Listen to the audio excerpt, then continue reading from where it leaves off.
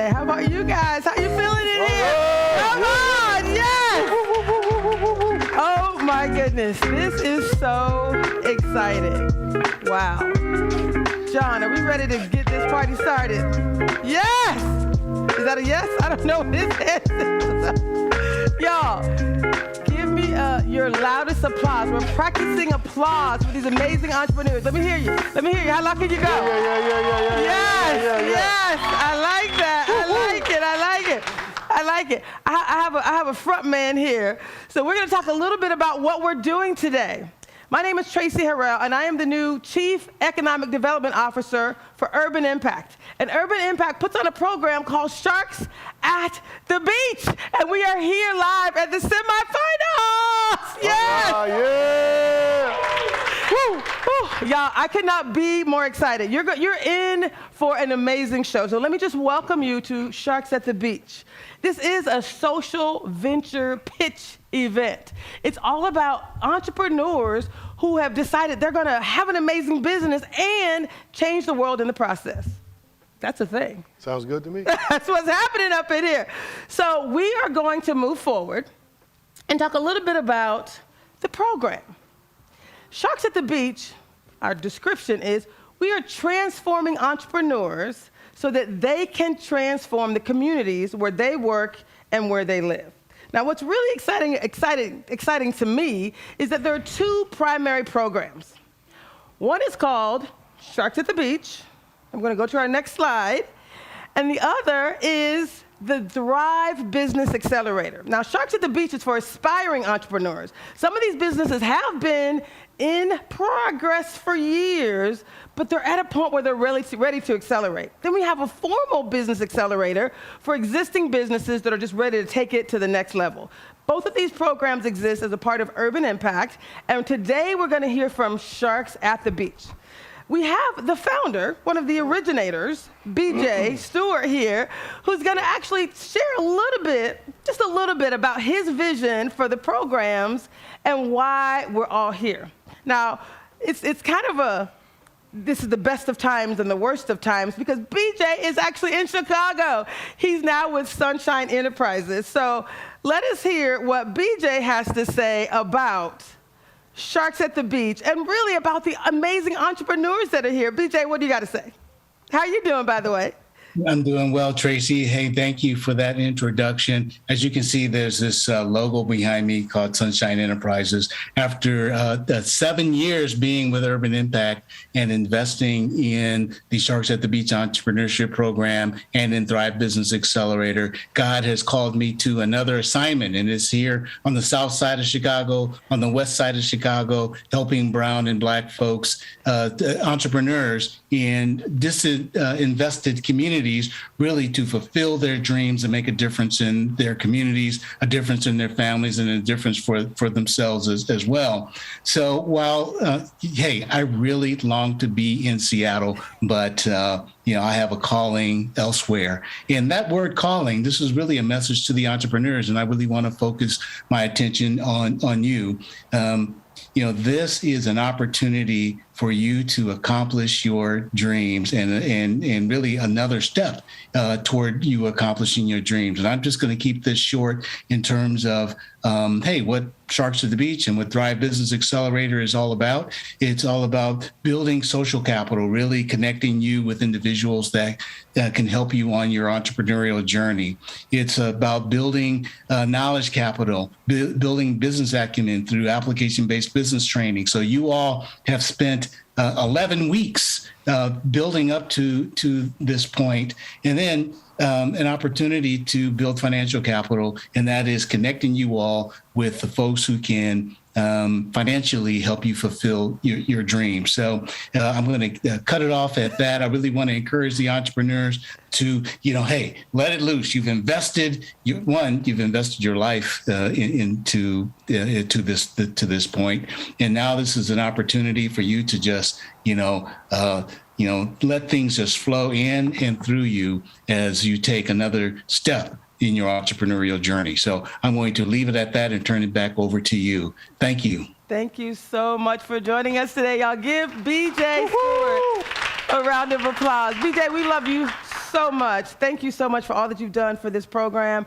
And you're right, it is all about the entrepreneurs. And let me just introduce another individual who really has changed this community. I'd like to introduce Pastor Harvey Drake. PhD is what we like to call him. Pastor Drake, come on up here. Hey, sister. How are you? I'm good. Doing all right? I'm great. It's so good to have you here. So, for me, this is a calling too. Yes. So I'm here because I know that we can make a difference in the lives of these entrepreneurs. But you've been changing our community for years. So this is about Urban Impact, the organization that you helped to start. Tell us about your church, your organization. Tell us about this whole mission of yours. Well, about 35 years ago, we had this incredible vision to do something that would elevate our community by accentuating the positive and countering the negative, because we believe that all people can thrive with the right encouragement and support, right? But it starts with having a right vision that comes from God. He created us all to flourish. He created us all to move forward. And so our job is simply to encourage you the best that we can. In addition to all the economic development stuff that we've done down through the years, we have 4 other areas that we focus on as well, because we're here to break the cycles of social, material, and spiritual poverty. And we say all 3 because it's not just a lack of substance, but sometimes we don't have the right connections, we don't have the right community around us, or the right networks. And then sometimes we're just out of place with the one who created us all and gave us life. We all have his breath in us, and we want to encourage people to understand that. So when people thrive, guess what? The community thrive. Amen? Amen. And so in addition to all the economic development stuff that we do, we have 4 other areas that we focus on. That's neighborhood transformation, where we partner with churches to identify what are the needs in their particular neighborhood, and then do something to address those needs, encouraging people, building people, and changing systems. The other is health and wellness, right? We were at one point considered the unhealthiest zip code in the state of Washington.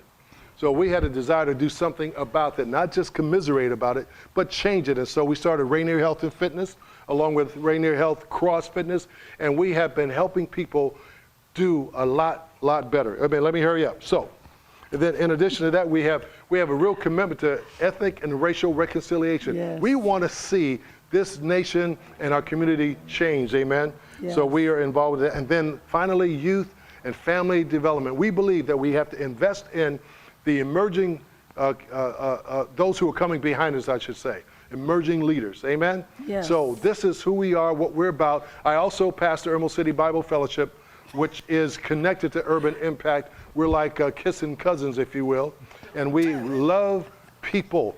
We love God, we love people, and we love to do what we can to make a difference. We don't want to be a group that just talks about change, but actually accentuating change, initiating change. Leading change. Encouraging. Can I say leading change again? I think you are, absolutely. Leading change. So totally. God bless you. We trust that you'll enjoy what's going to be presented to you tonight. I love it. Don't go anywhere. We're going to bring you, stay here for one more second. Steve, we're going to have you come up here real quick, because what I really want to do is I want to go to the next slide if we possibly can. But when we think about this program, it is about Urban Impact as an organization. And we could not do this without our sponsors. That's right. So, Steve, we have some sponsors here that we want to talk a little bit about. These are people that you've built relationships with. We'll let you take this over. Share the sponsor slide again. Good thing we're practicing. Yes. News to me.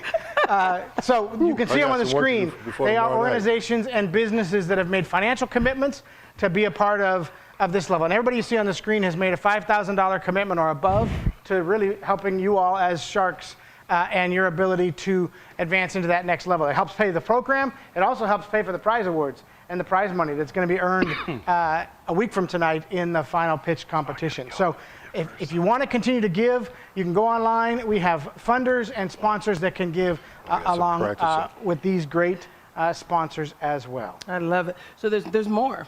There's more. We're going to talk about becoming a mentor. So we couldn't do this program without mentors and coaches, correct? Correct. So we're going to talk a little bit about that. There's a slide we're going to show that's going to tell people how to find us. Got it. Thrive.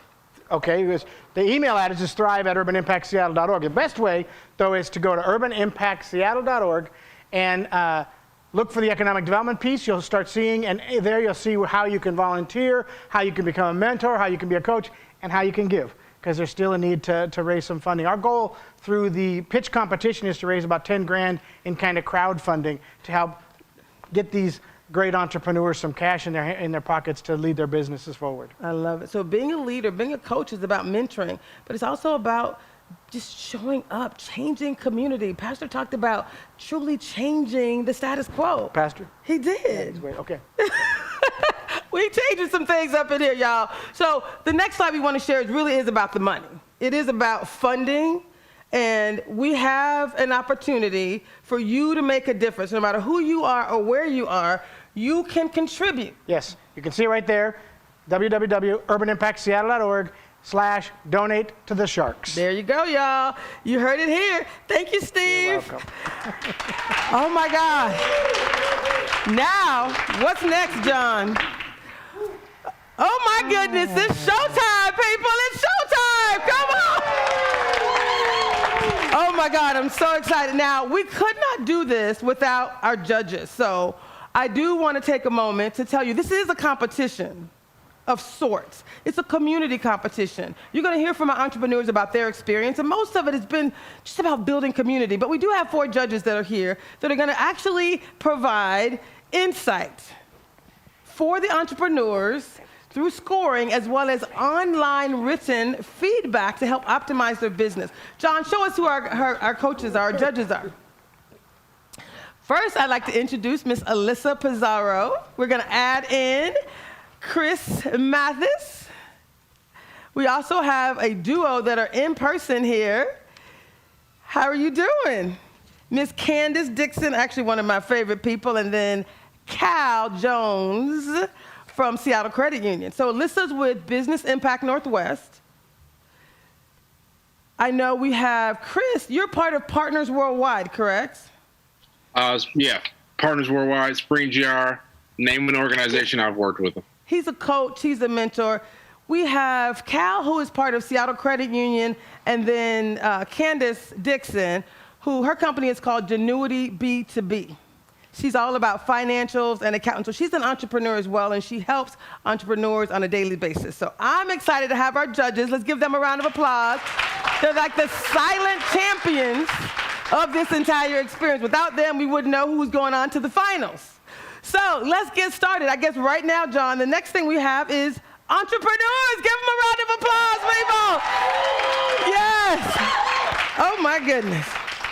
Y'all, this is so exciting for me. I don't know if I can even stand myself, but we're going to get started with Miss Barbara Sykes. And her company is called Annie and Stella LLC. So join me in welcoming Barbara Sykes.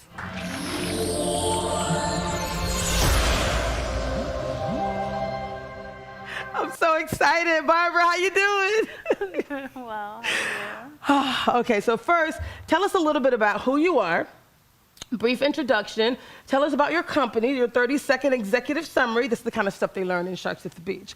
And then she's going to tell us, what did you learn about your experience? What was the thing that you enjoyed the most about your experience with Sharks at the Beach? So hi, my name is Barbara Sykes. I'm Annie and Stella. Business is online, gluten-free baked goods.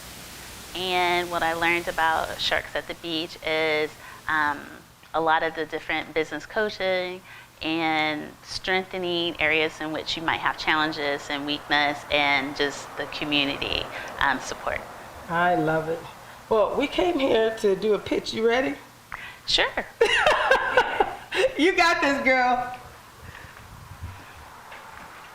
Hi, once again, my name is Barbara Sykes, and business is Annie and Stella. Annie and Stella, my grandmother's namesake. I baked a lot in the kitchen with them, used to kind of help them. And from the ginger snap cookies to the pound cake to red velvet, the fond memories of being in the kitchen trying to help mix some of the baked goods. Both grandmothers cooked on wood stoves, and just the scent of the aroma. And so one of the things that I do gluten-free baked goods. And so I also do make my items with my own vanilla extracts. So vanilla and vodka, so no sugar is added. And the reason that it's gluten-free is 1% of the U.S. population has celiac disease, which is autoimmune. However, there's about 6 to 7% of the U.S. population, so about 20 million, who have a gluten sensitivity. So they have difficulty digesting gluten, which is a protein. So it causes issues with digesting, absorbing nutrition, minerals, etc. I'm a public health educator, so one of the things that I do is connect and bridge nutrition education to the community and population. One place that I reach out to customers is interacting with them at the farmers markets, different pop-ups, as well as online, so the business is online. Other options that I am looking to explore and grow the business. So I started in 2019, and right before the pandemic, which was 2020. So you can see how low the sales was. And then last year, 2021, I'm actually in Port Orchard's farmers market. So it kind of grew, and I'm hoping to continue to grow organically. Some of the past events that I've been part of, some people found me online, others from word of mouth, different pop-ups. So I have a short-term goal, as well as long-term goal, was to get into more farmers markets, as well as pop-ups, and to have more business-to-business relationships. And be in the community as much as possible. Looking long term to do more health education and bring nutrition and education to the community. So a request is asking for about $6,000, and this is so I can really focus on baking different gluten-free options. There's been some options or suggestions as to do some things sugar-free. And so for our customers who are diabetic, who want to enjoy some of the delicious baked goods, get some assistance with the different farmers market, connections, et cetera, as you can see on the slide. And I'd like to thank everyone for listening. Thank you.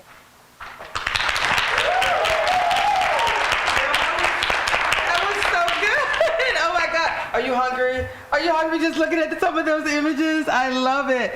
Thank you so much for joining us. We do have an option for people to text during the finals. So this is the part where we would have people to vote in, lean in, call in, and all those good things. So just remember, for the finals, we're going to have you focus on this beautiful lady, Ms. Barbara Sykes. Thank you so much for joining us. Oh my goodness. Next on deck, we have Damiano Austin with CMOS Boss, LLC. Join me in welcoming Damiano Austin.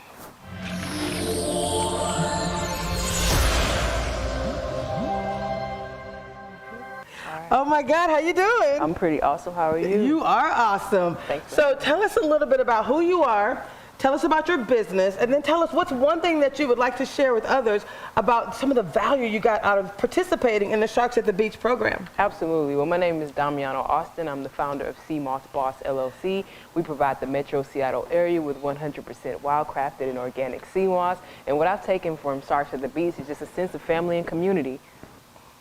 Aww. She's keeping it simple. Family and community. You know how important that is in a program that you learned a lot. Absolutely. But you felt the love. Absolutely. I hear that all the time. That's it makes me so proud. It really does. So we came here to pitch. Are you ready? Absolutely. Let's do it. Let's go. All right. Each year, nearly 900,000 Americans die from preventable diseases such as heart disease, cancer, chronic lower respiratory disease, and stroke. Yet, a study done by the Cleveland Clinic says that approximately 40% of those deaths are preventable. And in studies done by other accredited publications such as the Harvard Health Letter and the Mayo Clinic, says that your food predicts your mood.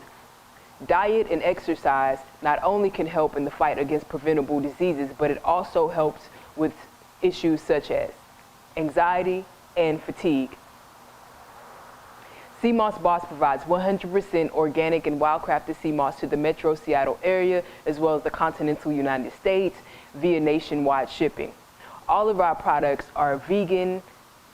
All of our products are healthy, vegan alternatives to the processed plant-based goods that you find in local big box brands and conventional grocery chains. Sea moss contains 92 of the 102 vitamins and minerals that the human body is comprised of. And by implementing sea moss into your daily diet, it can assist in thyroid health, proper gut function, weight loss, and also boost your immune system. Sea Moss Boss has grown tremendously over the past year.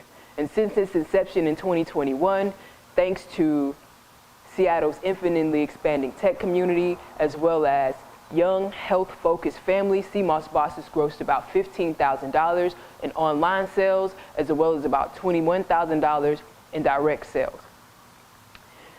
By leveraging our current customer base, which consists of approximately 60% returning customers, we've implemented a simple yet scalable sales strategy we like to call the 300, which is 100% brand consistency paired with 100% organic produce and complemented by 100% consumer-focused interaction.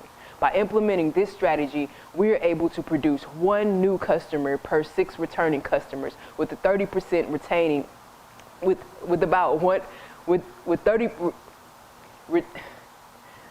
retaining 30% of each new customers.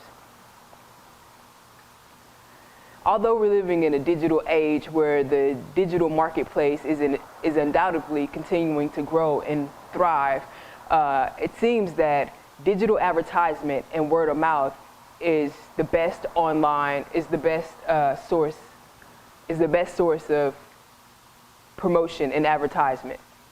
What separates Sea Moss Boss from the others, and yes, there are others, Sea Moss Boss only serves its clients 100% organic and wild-crafted sea moss with no artificial flavors, no preservatives, and always sugar-free. And why are we so big on being sugar-free? Well, according to the CDC, residents of Washington State between the ages of 18 and 44 account for 2.5% of all diabetes cases in the United States, with the national rate only being 3.5%. We're asking for a $150,000 investment to allocate between fixed and variable costs to open a small Sea Moss Boss storefront, as well as a custom Sea Moss Boss mobile that will be multifunctionally used as a delivery vehicle as we expand regionally in grocers and retails, as well as it will act as a mobile storefront as we interact with our community through pop-up shops, farmers markets, and other venues. An investment in Sea Moss Boss is a direct investment in yourself, your community, your family members, and your loved ones. Thank you. Woo! Oh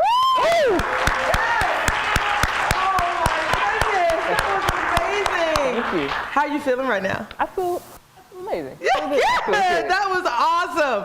Oh my goodness. So people, remember, Sea Moss Boss in the house. Yeah. We're voting for her. Okay. Yeah. Thank you. So much. Have you a good got day. this. Thank you. See you later. All right. Woo! Yo, I cannot be more excited about this group. Each entrepreneur is absolutely amazing. Next, we have up Frederick Brooks, better known as Fed to his friends and family. Frederick Brooks is the owner and operator of Sound Sports Performance Training, LLC. Join me in welcoming Frederick Brooks.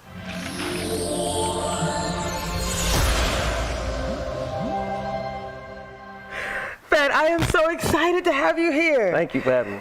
So tell us a little bit about who you are. Give us a 30-second summary about your business, and then tell us what's one of the things that you just value the most about participating in the Sharks at the Beach program. Yeah, my name is Frederick Brooks. I'm the owner of Sound Sports Performance Training, LLC, and we are a premier strength and conditioning facility located in the heart of Snohomish County. We service clients from ages 8 through 80 in any of their fitness needs that they may see fit. And one of the things I've loved about Sharks at the Beach is even though this is a competition to win capital and seed money, we've gained so much more in the value of having these mentors, these coaches, and just learn more about our business and ourselves in general. We love that. We really do. So it is a pitch competition. You ready to pitch? Absolutely. Let's do it. You got it. So I don't know about y'all, but growing up, I never really thought too much about the month of May. I knew Mother's Day was in May. I knew Memorial Day was in May. But it wasn't really anything that stuck out in my mind. April showers bring May flowers, I guess. But it wasn't until one of the major pillars of my life fell. My mom's health started to decline in May of 1999, and she later passed away 5 months later of a major heart attack at age 44. Fast forward 3 years, I'm a struggling, failing college athlete, no real direction, no real sense of what I needed to do. So I joined and looked and turned to the United States Marine Corps. I honorably served for 10 years from May 2002 through June 2013. And what does any of this have to do with my business? Absolutely everything. I stand before you today a proud, Black-owned, veteran-owned business, health and fitness company. Good evening, Sharks. My name is Frederick Brooks, and I'm the owner of Sound Sports Performance Training, LLC. We are a premier strength and conditioning facility located in the heart of Snohomish County, Washington, at 6812 196th Street Southwest in Linwood. We combine state-of-the-art equipment with industry-specific training to meet the strength, conditioning, and overall health and wellness needs of each of our clients. And we do this through sound practices and adherence to basic exercise principles while developing the pillar components of fitness. Our mission actually is the thing that shapes our unique advantage. During our initial consultations, we go through 4 major pillars or 4 major steps to custom build you a periodized program. And periodization is just a fancy word for a program that encompasses the overall health, wellness, and injury prevention of each individual client. One of the other things about us that's unique is we seek to hire high caliber trainers, those with bachelor's degrees, nationally accredited certifications, and high-level secondary certifications. Every coach needs a team, just like every business needs customers. In this case, our team and our customers are those that are in our community. We have our athletes, our everyday athletes, and our elders. This is our true definition of esprit de corps. And while we understand that not each one of these people are looking to improve their game on the field, the pitch, or the court, we understand that we train each one of them with the core values of discipline, consistency, and obtainable and realistic goal setting. So our athletes are those that are actively competing in some kind of sporting event. We have youth athletes ages 8 through 18 years old, and our masters athletes that range all the way up into their 60s. Our everyday athletes are those that are just looking to improve their life through health and fitness. It might be to look better, to feel better, or to just add something different into their routine. We're here for them also. And our OGs are our elders. This is a near and dear group to my heart because our OG hour, which is only golden, services our most precious community members that are 65 and older. We work on things like activities of daily living, balance, coordination, staving off onset issues that may happen as we get older. So how are we actually getting our customers? We've done the market research, customer interviews, and plenty of community events, and we found out that there is a real need for us in this community. Recreational sports are on the rise. People are starting to realize that, hey, coming out of this pandemic, I'm not nearly as in shape as I used to be, and so there is a much needed for us. We're reaching our customers through social media, our website.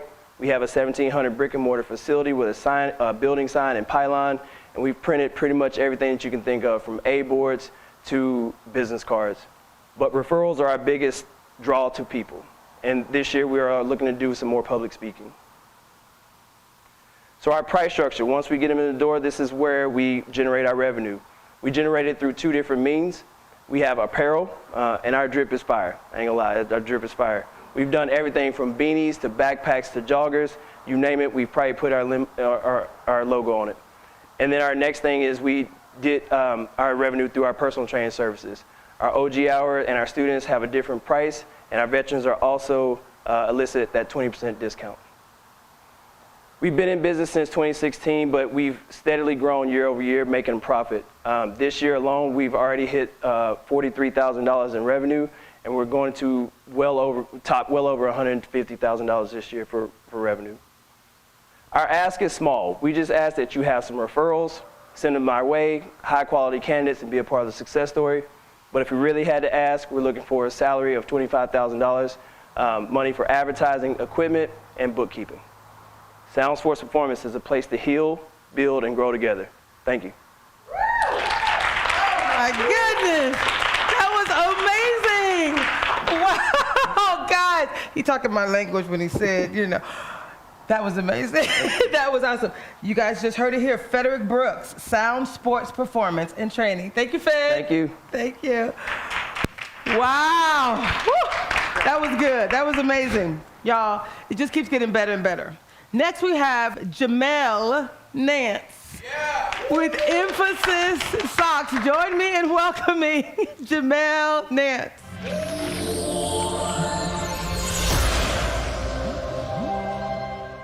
Good. How you? How you doing?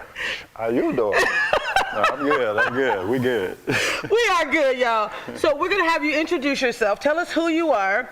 Tell us about your business, and then tell us what is one thing that you'd like to share that was a value add related to participating in Sharks at the Beach. Okay. Hi, I'm Jamel Nance. I'm from New Orleans, Louisiana. Jazz, you know what I'm saying? Yeah. So as far as the program goes, man, it was amazing. It's nonstop information. I said earlier, my head got a little fatter with all this knowledge. But yeah, it's just been amazing having the opportunity now to actually be face to face with some of the entrepreneurs. This is beautiful. Tell us about your business. My business is socks and teenagers. You heard it here, folks. We came to pitch. You ready? Yes, I am. All right, let's do it. Hello, my name is Jamel Nance, owner of Socks. Uncommon footwear for those who like outside the box. Let's look at the logo for a second. We have a whole note here. A whole note represents our holistic approach of where we're going to educate these young people. There's 2 dots on both sides. That's a repeat sign. That means we're going to do this over and over again, year after year. The sock at the very top. In music, that's considered a sforzando. In this case, emphasis sock. That emphasis is our teenagers, our young people, the people we're going to educate. Let's take a mental photo of this picture right here with these young people. We'll be back to that. Something about us. Well, we're a Seattle home-based business. We are very proud to produce quality socks that are an emphasis to your attire.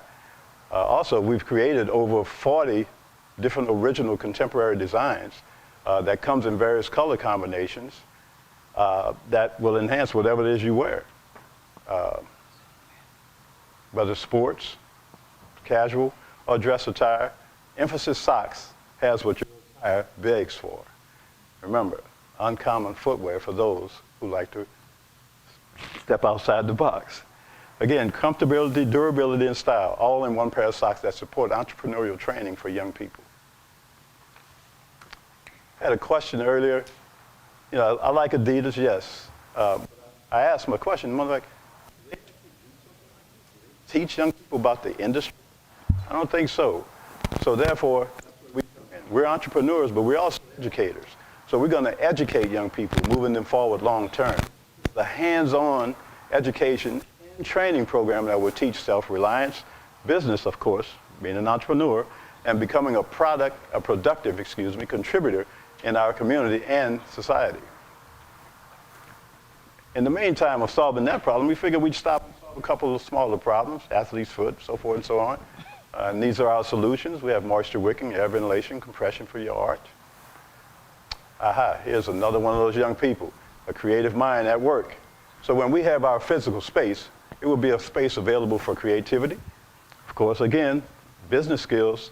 And then also they have the opportunity to create something, go from paper to clothing or socks, whatever. So they see their artwork being worn. As they produce, they actually also create an income for themselves. This is the industry I'm talking about, socks. This is a multi-billion-dollar industry that's projected to year 2027 to reach $63 billion. So I can definitely see a space in there for a startup. that will do quite well financially. Advertising, social media. If you're not using social media, you're not letting anybody know where you are. So that and networking, our personal network. I'm a musician. I've been in a few countries and around the States. So I know a decent number of people. So that's some of my advertisement, as well as my family, of course. How would you like to see, as a parent, your son or daughter have a sock? Ooh. Thank you so much. It didn't work? You want this one back or leave it?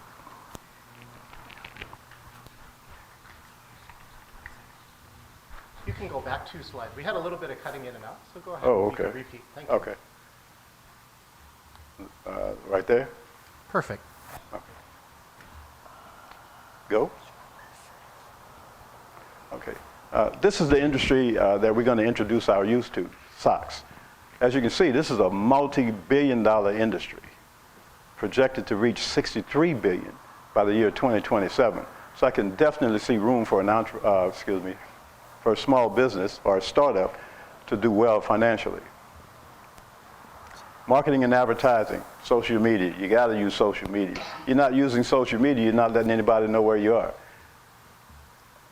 Athletic directors of high schools. I've already met with some athletic directors, have more on my list. Some of them are interested in purchasing my socks for their teams, their high school teams. And then in turn, if you go to a high school website, and there's a link on there called the gear link, meaning you can buy like their t-shirts or whatever. No socks. That's where Emphasis Socks comes in. We're going to fill that void. Also, as a parent, I'm pretty sure you feel pretty proud of your son or daughter to see their socks in Nordstrom's or their socks in Dick's or Big Five. So I have connections there, and that's where we're going to move our inventory to. Emphasis Socks cost and revenue. So we're projecting selling 500 pairs per month in 2023, which will be $100,000 in sales. Net will be $66,000. And the next year, figure we go 2 times that, right? A couple of years down the road, next thing you know, we're selling 3,000 pairs. So you took in over $600,000 in sales, which will profit us $375,000. So our ask is $30,000 for us to create an inventory that we will use to sell so we can raise the funds to get that physical space so our kids can flourish. As you can look at my pie chart here, it represents the sales market. The sales market in this billion-dollar industry is 55% casual socks, and the other percentages as well. Excuse me. So as we said, my ask is $30,000. Thank you very much. Wow, good job. Emphasis Socks in the house. That was amazing. Wow, I am so impressed with you. Guys, they did so much during this program. So I'm just grateful. You heard it right here. Emphasis Socks. You got So this. no. All right. It's on. Thank you. Thank you. Wow. I don't know if I can take it anymore, but there's so much more to go. So we're going to go to our next entrepreneur, and her name is Jamila Wasson Payan. With a new...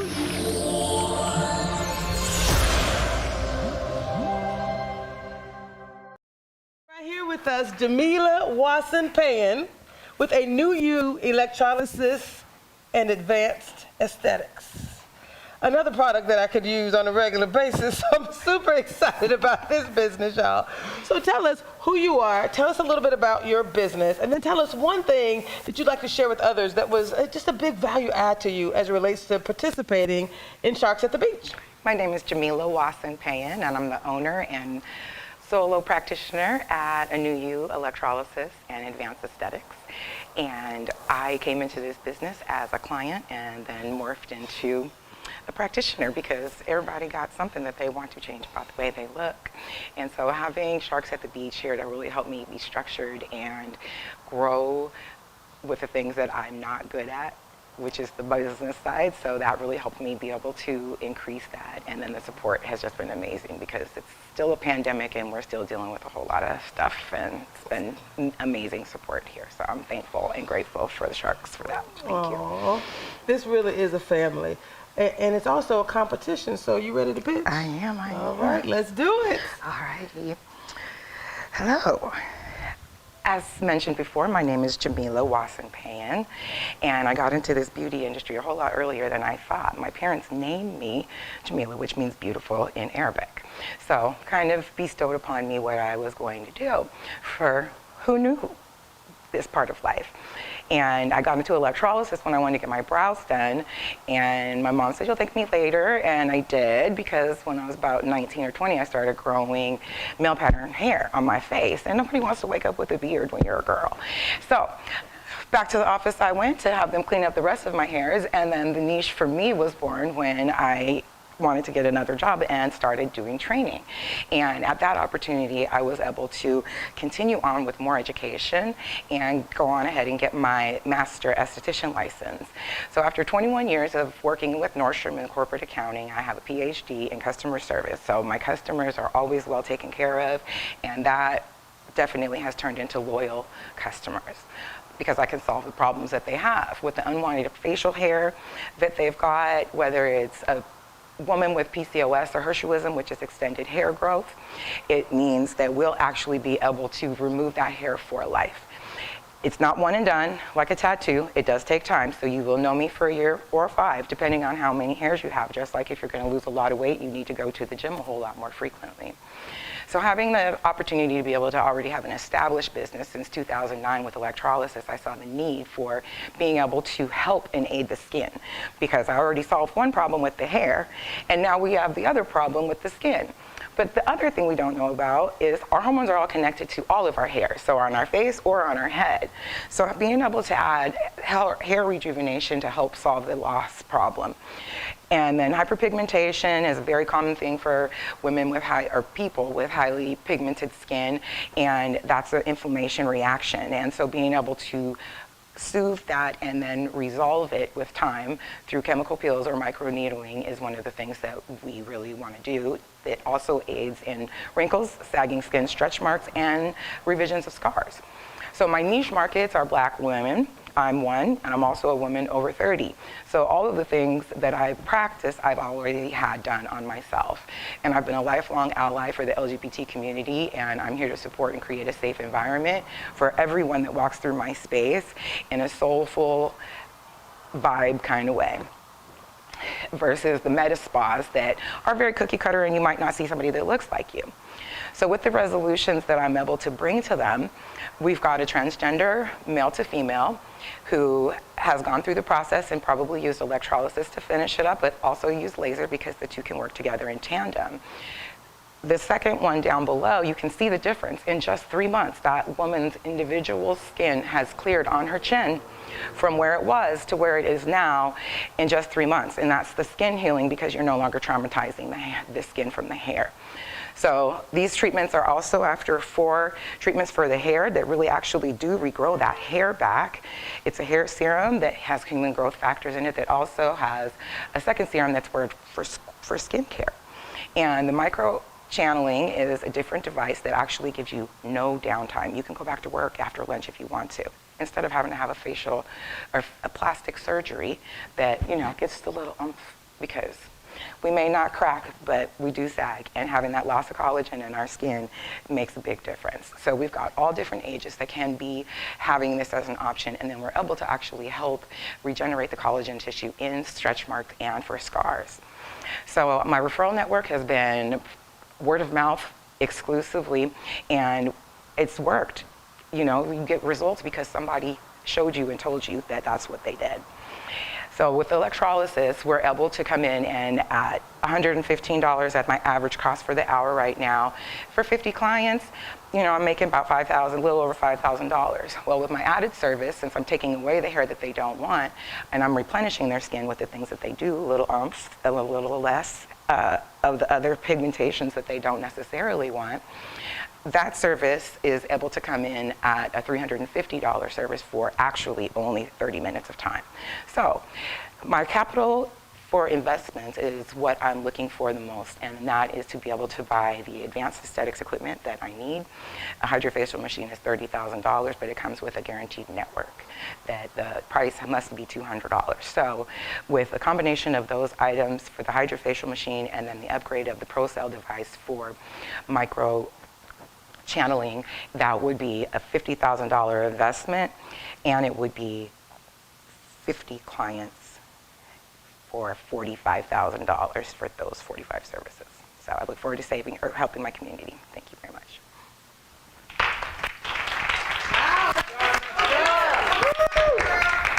Oh, yeah, come on back, because we got to give you an appropriate closeout, y'all. You just heard Jamila Wasson Pan with a new you electrolysis and advanced aesthetics.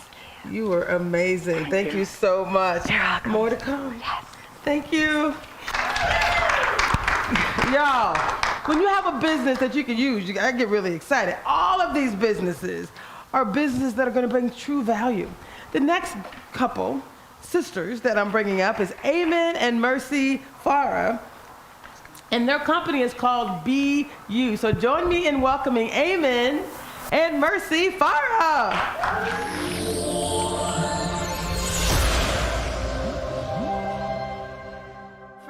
So ladies, first of all, let me just say welcome and thank you for joining us today. Tell us a little bit about who you are, and then tell us about your business, what you do, the 30-second executive summary version, and then tell us one thing that you would say was most valuable to you about participating in Sharks at the Beach. All right, my name is Amin and this is Mercy. We are originally from Ethiopia and we live in South Seattle, and our business is childcare and transportation services for families in need. And one thing that we took away from Urban Impact and Sharks at the Beach is that we learned that we're not alone, whether we're starting a new business or we have an existing business. We're not alone. We have a lot of supporters with us, in that we learn how to build our confidence. Did y'all hear that? They're not alone. But right now, I'm gonna have to leave y'all alone because this is a pitch competition. Y'all ready? Yeah, I think so. Let's go. All right. All right, my name is Amin and this is Mercy. Our business is affordable childcare and transportation services for family in need, and it's called Be You. The reason we chose B is because we believe that B represents freedom that children will have in our center. And our history background, as we mentioned earlier, we came from East Africa, Ethiopia, and we believe in an expression that says it takes the whole village to raise a child. And we came from a collectivist culture, and we wanted to bring that into the American culture. All right, so our mission is to create services that best fit families' budget and their schedules and expectations. And we envision providing childcare and transportation services to families in need who cannot afford to send their kids to other organizations. So our goal is making sure families are able to bring their kids to our site, knowing that their children are at the safe and comfortable hands. The problem is daycare and transportation is expensive, and work schedule conflicts with their kids' daycare time, and some families may not have a car to drive their kids to the daycare, and plus and also a convenient location. So the solution to the solution. And what we believe the solution is providing available service, transportation and childcare is very essential, especially at this time because it's being opened up since the COVID lockdown. And transportation is also essential that parents they don't have to struggle where to send their kids if these services are already available. Customer and marketing research will be families with kids, transportation service organizations, and different organizations. So there is also one existing transportation organization called Hopskip we're both doing right now, and we're planning to partner with them. And our potential customer will hear about business through social media, Facebook, Instagram. Plus we'll have a business card distributed to community center and churches. All right, our things, as she mentioned, we are currently working at Hopskip Drive. That's a transportation service.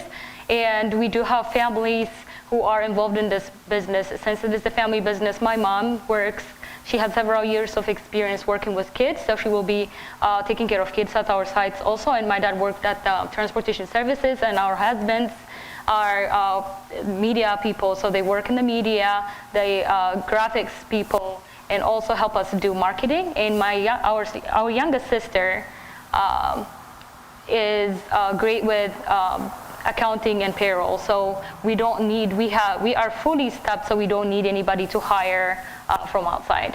And other strengths that we mentioned here, we speak, as you can tell, English is not our first or second language. We are still learning it as our third language, and we believe that will help other non-English speakers at our sites. And we are currently working with kids at the church. And revenues and product details. We have 3 revenue or source of income or stream, and we do have monthly payments from childcare and transportation, as well as event space rental on the weekends. So these are our costs. It depends. We need to start this business. We need $30,000 to $40,000. As of right now, we haven't made a decision whether we're starting it in south or north. The location has not been determined yet, but this is the cost that we take care as people who are starting a new business. So we have about $20,000 saved up specifically for this business, and looking for support with $20,000 for space and childcare equipment as well. And we are actively seeking for support for ideas, and business plan supports, and resources and equipment. So we really want to say thank you to take your time in listening to us and for considerations. Yes, yes, yes. Oh my God, that was so good. Ladies, that was amazing. Okay, so thank you first of all for sharing. To be doing this as a family, how amazing is that? Beautiful. Yeah, it is beautiful, y'all. You just heard it here. Mercy and Eamon Farah with Be You. Thank you, ladies. Thank you. More to come. All right. Thank you. Y'all, I can't hardly stand how amazing these entrepreneurs are, but it just keeps getting more and more awesome. So we got Najee Lad Ali with Fly Above Athletics. Join me in welcoming Najee.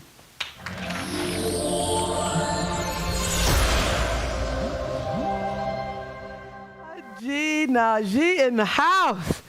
Najee, tell us a little bit about who you are. I'm going to have you step back a little bit. You're a little tall, all running off the screen. Najee, tell us who you are. Tell us about your business, that quick little 30-second, overview. And then tell us just one thing that was most valuable for you about participating in the Sharks at the Beach. Well, Fly Above is about infusing the spiritual into the health, fitness, and sports. And one thing that I learned from Sharks at the Beach is how to pay attention to the details with numbers. You can't run a business if you don't know the numbers. So, check your mic. Please check your mic is on. Yeah. To see if you guys good? Oh, yeah. All right. Come on, give it up to Najee. Give it up again, y'all. Thank you for stopping us in this little intro. We can do that part over. Go ahead. We can cut this up. Go back over there. Get on there. We're doing this up.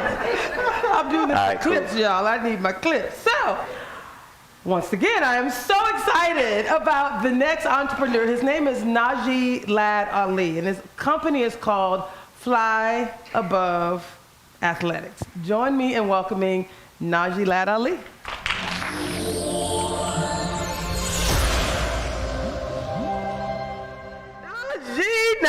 Najee, I'm so excited to have you here. So tell us a little bit, this is the 30-second intro. Tell us a little bit about who you are, the name of your company, what does your company do, and then what is one thing you would share that you've really gotten value add out of participating in Sharks at the Beach? Well, my name is Najee Lad Ali, and I'm the owner of Fly Above Athletics. And Fly Above is about infusing the spiritual component with health, fitness, and sports. A few things I got out of Sharks at the Beach. But, one thing is I learned how to work with numbers. That was a fear that I had, and I feel that's a fear that a lot of black entrepreneurs have. We can create things, but we have problems with creating systems. And that was one thing that I was able to learn and sharpen up. Ooh, I love that. Well, okay, you said it was community, it was family. We did a lot of great things together. Right now, you came to pitch. Yes. You ready? Did. Yeah, I'm ready. All right, let's go. Good evening, everyone. My name is Najee Lad Ali, owner and lead trainer of Fly Above Athletics. I'm a South Seattle native, born and raised right down the street on Henderson. Went to Rainier Beach High School, Washington State University, and I also got my master's from City University. So I guess you can say I'm Seattle all the way. Let's talk about the Fly Above mission. Fly Above is about activating the mind, body, and the spirit. It's about teaching people that God comes from within, and the spiritualness and praying and connecting with God is not external. Many of you might think, why Fly Above? Well, let's start with my daughter, Zuri. Zuri was born in 2019 on August 8th. She taught me how to get through pain. She taught me how to persevere. She taught me how to grow. She taught me how to have integrity. And she taught me how to get through hard times. My second inspiration is my grandfather, Gary Ladd, right on the bottom left. He was on a lifetime scholarship at Seattle University, was drafted to Seattle Supersonics with Dr. J, and also owned a barber shop right on Union in the Central District.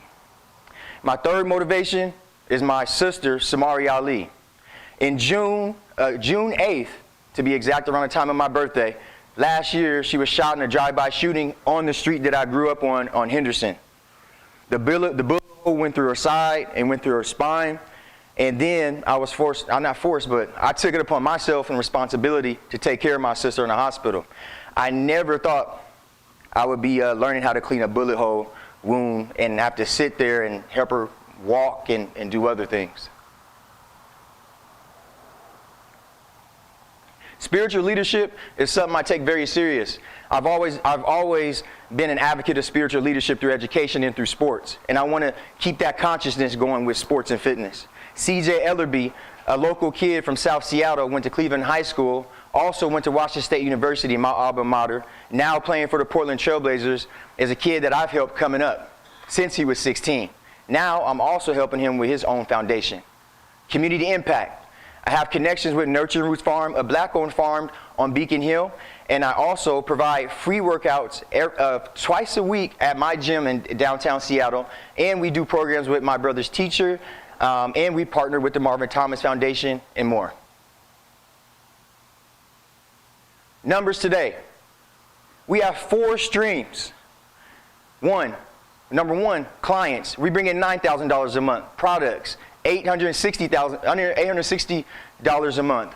Trainers, $400 a month. And I just hired my first trainer, Keywan Miller, who also went to my high school, because I want to give back to young guys like me. Community, we have $1,000 a month. With clients, we have Elite, which is 6-figure clients, Advanced, which is high-level talent clients, college, in high school, and we have standard clients. Merch, we have bands, CBD cream, and apparel as well. Annually, we're bringing in $120,000 in 1 year. Visual today. This is the gym that I have today down in Soto through my partnership with Donald Watts. It might not look like much, but I'm doing the best I can with what I have, and I appreciate what I have. The future. We have 5 booths. Location, $55,000. Products, $10,000. Equipment, $20,000. Community, $10,000. And branding, $5,000. Investment, $100,000. With a new larger space, we will receive more clients. Retail, increase sales because we have a storefront right on Union Street at Midtown, the same street my grandfather had his barbershop. Health components such as cryotherapy, massage, and more. With that, we'll have new equipment. And we really need new equipment, so we really would appreciate that. Nonprofit collaborations, because we'll be right in the center of the community. And we also have instructor rental spaces so people can rent out spaces on Peerspace. Future gym, new components, more capacity, space rentals, retail space, no problem. Better yet, you'll see us on Union. Like I said, on the street, my grandfather had his barbershop. Annually, we're bringing double, $250,000. So as my daughter would say, are you ready to fly above with my dad? But the power is in you, God is inside of you, and you can do anything you want to. Thank you.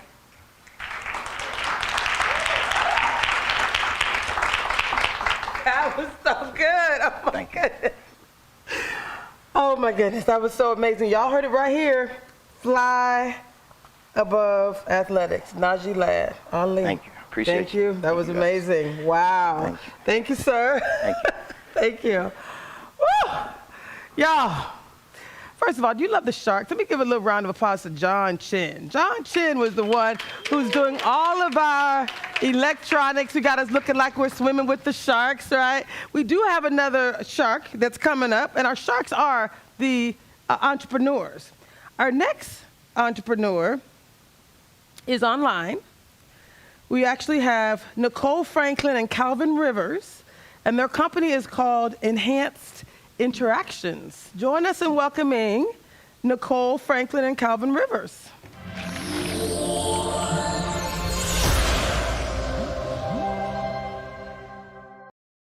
All right, hey y'all, how you doing? Hey, how's it going? Good. So we got some virtual presenters here. Now, the one thing I can tell you is that Steve Burry, who is our executive director here at Urban Impact, he really loves the fact that this is a community event, right? We bring people from the community here for this live event. But when you express some concerns about COVID, we actually made an exception for you to actually be able to do this from there. And once again, there's some heart in that. So I just wanted to say, what are your thoughts about that? Like, you had some thoughts about, this organization, and so tell us who you are. Tell us about Sharks at the Beach and what experience you've had. Anything you'd like to share? Yeah, well, I'm Nicole Franklin, and this is Calvin Rivers. And we're the pair in Enhanced Interactions, providing pro-equity, anti-racism consulting and coaching, and really trying to seed pro-equity ability so that we can eradicate racism starting here at home. I'm also a Seattle native, Franklin High School Quaker, and I'm excited to be in community with these wonderful entrepreneurs, which is what we're thankful for the Sharks at the Beach for. It's been a great experience. We're still learning. I think the one thing that we've taken away is several things, the Canvas strategy, but just things that we can leverage to do more, to grow more, to be more impactful. And that's really important. And I will also echo just the community, the family, the love, the support has been something that I wasn't expecting, and it's been wonderful. So thank you. I love it. I love it. I love it. So we are here for a pitch competition. Are y'all ready to do this thing? Calvin, I'm going to lean back a little bit. It seems like you're leaning forward and you're disappearing a little bit. Lean back, maybe. Scoot forward. There you go. I think that's better. Yeah, I think you need to keep your back to the chair. You're kind of disappearing. Awesome. So you guys ready to do this thing? All right. The pitch is yours. I'm sorry. I'm trying to share my screen. Let me just say one last thing as you pull up your presentation. What I love about this, and what I love about this opportunity is that Enhanced Interactions is an organization that decided they want to change the world just like every other organization that's here. So I think we're ready now to get this thing started. You ready? Ready. All right, you got it. Thank you so much. Thank you. Welcome, everyone. We're Enhanced Interactions. I'm Nicole Franklin. And I am Calvin Rivers. Enhanced Interactions is a successful consultancy that specializes in pro-equity, anti-racism, organizational development, and coaching. Our vision is a world without racism and other systems of oppression. Only through the realization of this vision, our humanity will reach its highest potential and all can thrive. This is the social impact our work sees, a world without racism. Our ideal customer has the desire and commitment to drive racial justice and equity for all through their action. Our customers know what they need to do: identify, describe, dismantle racism. They often grapple with how to drive pro-equity, anti-racism actions and outcomes. Our unique advantage is we provide successful approaches that are customizable to increase anti-racism ability and effectiveness. We deliver beyond the what, beyond the training and awareness, and we provide the how, the ability to move the needle. Pro-equity, anti-racism, PAIR, is the social impact we seed with our customers to eliminate racism and other systems of oppression. These are a subset of the clients we serve. Our current services focus on organizations and their leaders, and to eradicate racism, we seed PAIR ability. Our lived experience propelled us into the negative effects of systems of oppression, personally and professionally. This provided us more time than most people to evolve our thinking around oppression. At Enhanced Interactions, Our authenticity is grounded in love. Our purpose is to drive pair results. This is our business, our passion. It is our purpose. Over the past year, we have turned away over 50 potential customers, individuals who had asked us for personal pair development. These individuals contacted us from organizations we serve through word of mouth and our website. We stopped and asked ourselves what we can do, and we asked our customers what are their needs. Individuals need knowledge, skills, and abilities to increase their effectiveness in advancing pair work and outcomes. Here's a quote from a leader we've worked with. I'm committed to leading an anti-racist organization, but I need to understand how to show up as a white ally. Another quote from a customer, how do I maintain mental health as a BIPOC change agent leading anti-racism work? We are acting on this opportunity to provide increased social impact through our newest products via our untapped market of individuals. In 2021, a need for increased pair impact presented an opportunity. In 2022, we evaluated how to build capacity to add value. We're excited to share with you today the opportunity to invest in us, our purpose, and the social impact of driving pair results. Our new product will sustain business growth and increase our social impact in 2023 and beyond. Enhanced Interactions Peer Foundation Package is an ideal entry point for individuals. Of the products we have in our backlog, this one provides the most profitability. There's an amazing value for the customer in what's included in our foundation packages. Customers will gain skills and grow their abilities. But let me tell you about the financial opportunity for this package. To break even on our total monthly expenses, we only need to sell 4 Sprout seeds. This chart here communicates the entire cost of our business, seen with the growth and profit from just this one product. Selling 10 Sprout packages a month will gross $179K and profit $100K. And in our second year, selling 20 packages a month will profit $175K. At our modest estimates, over the next 3 years, we'll impact over 800 individuals, seeding pair ability. And how many will they impact?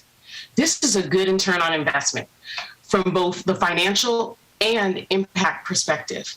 The question now is, how are we going to get this to our customers? On the left, you can see what we are doing now.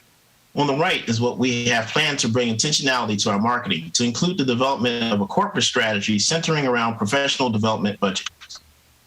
To launch, our operational needs are procuring a learning platform system, marketing strategy and implementation, building team capacity to assist with product development and delivery.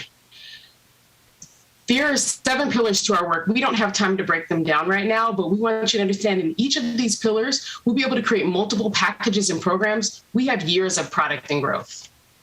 We're asking for $50,000 to cover our first year of growth, a year that will include a profitable launch of Pair Foundation product and development of additional products. We're asking for $5K for the learning platform, $13K for the marketing and strategy implementation, and $32K to grow our capacity.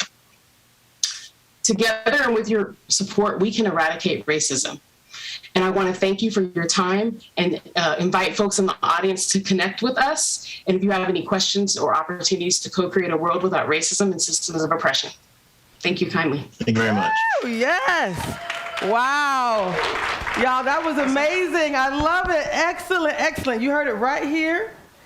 Nicole Franklin and Calvin Rivers with Enhanced Interactions. All right, thank you. Thank you. Thank you. Whew, I don't know about y'all, but this has been an amazing night, yes? Oh my goodness. And we have 3 more entrepreneurs. So let me just keep it moving and introduce the next amazing entrepreneur.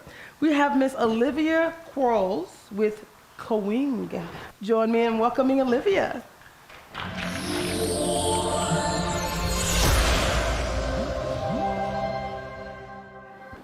The queen is in the house. Hello. You heard it right here. Miss Olivia. Yes. Introduce, you're so beautiful. Thank you. You should walk in here all royal, queen.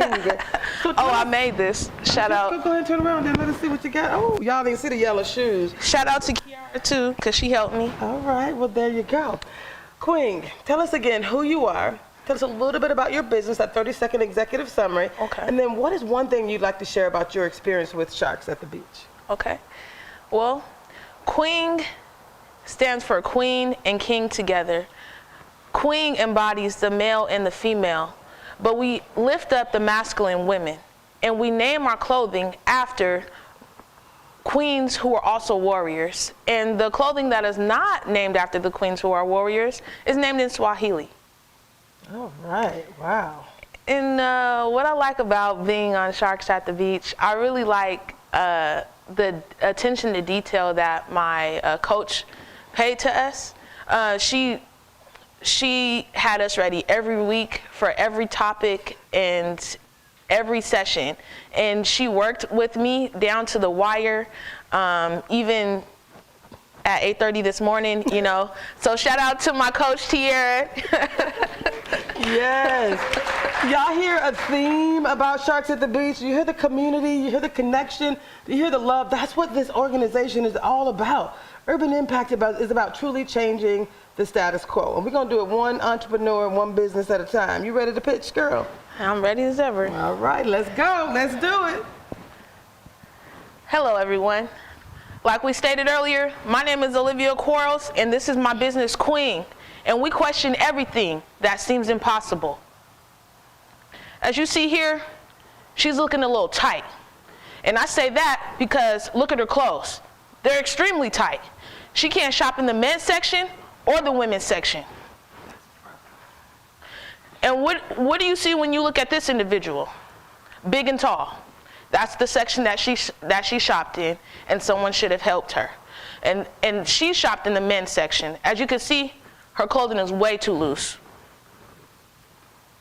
And here, the first thing I think when I see Brittany Griner is dapper, fresh, and tailored to the T.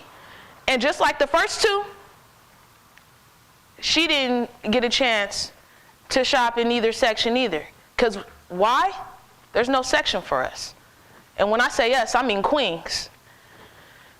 Looking at Walmart, Amazon, Target, these are they call them alternative solutions when they have the same options.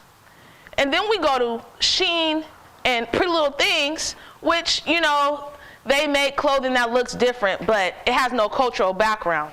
It has no, it all looks the same, really. And as you look at this graph, it's too tight. That brings us to Queen, serving a diverse population. And as you can see, as this individual is walking down the fashion runway, she looks very comfortable. She's in a Queen Amina sweater. And we cater to business casual as well. This individual is in a Makara Kata, which is a jean button down with authentic kente fabric sewn on there. Which brings us to the history and the culture. This is Queen Amirnaz, aka Queen Candace, Queen of Kush, who was a very powerful queen. She rolled up on 2 elephants, holding her fists in the air against the Roman Empire, with her army screaming, standing behind her. Do you think that they were gonna let these colonizers take over their land? No. What did they do? They retreated in fear. Which brings me to my customers. My customers, they wouldn't retreat in discomfort or anything like that. As you can see, this individual right here in the black is very satisfied and pleased with what he's wearing. Again, we cater to men and women, but we lift up the masculine women and the LGBTQIA+ community. Looking here are my accomplishments with Queen. We were featured as a designer in the Africa Fashion Week Seattle, and in the picture here are some models and photographers. And this other event that you see here is Queen's Tea Time, which is an event that we had lifting up the BIPOC LGBTQIA+ community, touching on pronouns and what it means to be a they-them, which is a queen. We are they, we are them, we are he, we are she. And we appreciate everything that we bring to the table. Since the past 6 months, we have raised $7,000 in capital. We started our first pop-up in November. You can only imagine, our prices range from a 4-time markup to a 10-time markup. So I predict in the next year that we'll be at 14, not even a year, within the next 16 months, we'll be at $14,000. And then after that, after another 6 months, we'll be at, I believe, $22,000, just being safe. Which brings us to our ask. We asked for $40,000, one, to take flight to Tanzania, to hire manufacturers to purchase authentic fabrics, develop marketing strategies, as well as purchase a truck to transport our pop-up market items, tents, tables, so on and so forth. And here we are at the end. Queen, we don't always say remain on, question everything that seems impossible. We add to that, remain unstoppable, because everyone will try to put their limits on you. You never allow anyone to put their limits on you. Sky is not the limit, the universe is. Remain unstoppable, and I am the queen. Girl, you better kill it. That was amazing. Thank you. Did y'all hear what she said? Remain unstoppable. All right, Queen. You heard it here. Olivia Quarles with Queen. Thank you. Thank you, Queen. Wow. Y'all, I have a lot of energy, but these people are just, I mean, this has just been so amazing. Can you please give yourselves a round of applause with these amazing entrepreneurs? Come on, give it up. Woo, we got the last two. Last but not least, we have Miss Olivia Uhashi with Liv's Table, LLC. Can you join me in welcoming Olivia?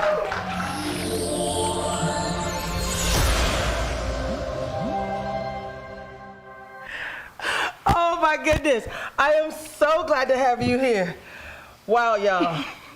We have Miss Olivia Uhashi, Liv's Table. Tell us a little bit about your business, that 30-second executive summary, and then tell us just a little bit about Sharks. What is one thing that you would share you loved about participating in the Sharks at the Beach program? So I'm Olivia. I'm the owner of Liv's Table. Liv's Table is a community-based food service organization. We do catering, meal preps, and other e-commerce. And we do all of that so we can give back to our community here in the Seattle area. And my favorite thing about Sharks is the unwavering love and support, not only just from our coaches, but also from our classmates and the people in the community around us. Do y'all hear the theme? Love and support, community. That's what Sharks at the Beach is all about. So I am so excited to give you a chance to pitch your business. You ready? Yeah. All right, let's do it. Have you ever been made to feel a feeling that rubbed you in such a way you never wanted anyone else to feel that way? On the contrary, have you ever ate food that was so good you made it your life's mission to get anybody who was willing to try it? That's the basis of Liv's Table, creating community through food, one table at a time. I'm Olivia, owner, founder, and head chef of Liv's Table, a community-based food service organization. Live is an acronym spelled capital L, lowercase I, capital V, and it stands for lessening the I for the larger vision. What does that mean? It's not about me, it's about we. Growing up, my siblings and I dealt with a lot of social and socioeconomic issues. Being from a single-parent household, food insecurity was one that we dealt with a lot. Being on free and reduced lunch meant that we only had food for lunch, and some days we didn't even have that. These little problems manifested these big feelings inside of me, and that combined with homelessness and the feeling of low self-worth gave me two options in life. Follow the footsteps of those before me, or take the road less traveled. I chose the latter, hence the birth of Liv's Table. Being from a big family and having a lot of siblings, I learned to cook at a young age, and I found a passion in feeding people. We take food from all of my different cultures and combine them to make product that leaves you salivating at the mouth by just looking at the pictures. I mean, come on. Organizations like Fair Start helped me hone my skills and become a corporate dining cook. Our operations are catering, meal preps, cookbooks, and other miscellaneous things like sweaters, spices, and merchandise. Catering brings in a revenue of about $2,500 that, depending on the event, ranges from $15 to $30 per person. Meal preps, we have plans that range from $65 to $185 per week, and that brings in about $1,500 in revenue. We just dropped our cookbook that is called Fire in 15 to help those learn how to cook really good tasting meals in 15 minutes. Scan the QR code to purchase one. Some of our clients that we work with are shown on the screen, and we work with people who are community-based organizations and who are led and operated by members of the BIPOC community. Our marketing is social media, of course. We have a big following on Instagram at Liv's Table, Facebook at Liv's Table. You can also visit livstable.com or scan our QR code to make accessing us easier. Word of mouth has also played a big part in how we get our customers. CORE is one of my favorite things to talk about because it is why I do what I do. CORE stands for Community Outreach Engagement. We have a minimum 10% give back promise, which means that we take 10% of our proceeds and give back to those who need it. We have a partnership with Kent Hope, a local women's shelter. We provide hot meals and hygiene kits for them. We also started a free lunch program when COVID first hit so that we could help the families in our community with the things that they normally wouldn't take care of, like lunch. We also have, in all of our years being incorporated, we have given back hot meals and hygiene kits to those who are houseless in the Seattle community, and we have really seen a difference being made there. Our business projections in getting into our own location is we project that we will get $30,000 in revenue our first year, and we hope to double that to $60,000 in the next year. By 2025, we would like to have $100,000 or more in revenue. Our ask is $60,000, and with this, we will continue to help make sure that people do not feel the way that my family felt when I was growing up. We want to get a kitchen space of our own that's fully equipped and make sure our rent and overhead is covered for about 6 months or more. We would like to bring on current volunteers and hire them as part-time staff. We would like to get a work vehicle, restock our core stockpile, and create space for another growing business to enhance their business. We want to say thank you for your time and consideration, and always remember, live intentionally, do something nice for others, and do something nice for yourself. Have a blessed day. Whoa. Girl, that was so amazing. You did do it. Wow, that was so awesome. Thank you. How you feel right now? Great. Y'all, you heard it. Olivia Uhashi, Liv's Table, LLC. Wow, that was amazing. Thank you. More to come. Woo. Y'all. Oh, that was so good. We have one entrepreneur left, and then we're going to do the People's Choice Award. So get your phones out, get ready to text. Our judges are going to leave the room. They're going to go deliberate and come back with our finalists. So get your phones ready. But our next entrepreneur, last but not least, is Miss Yolanda Barton with Revere XR. So join me in welcoming Yolanda Barton.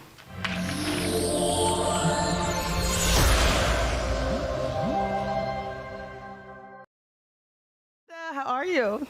I'm good. Thank you, Tracy. We are so glad to have you. And Yolanda is another entrepreneur who had a very, very special circumstance.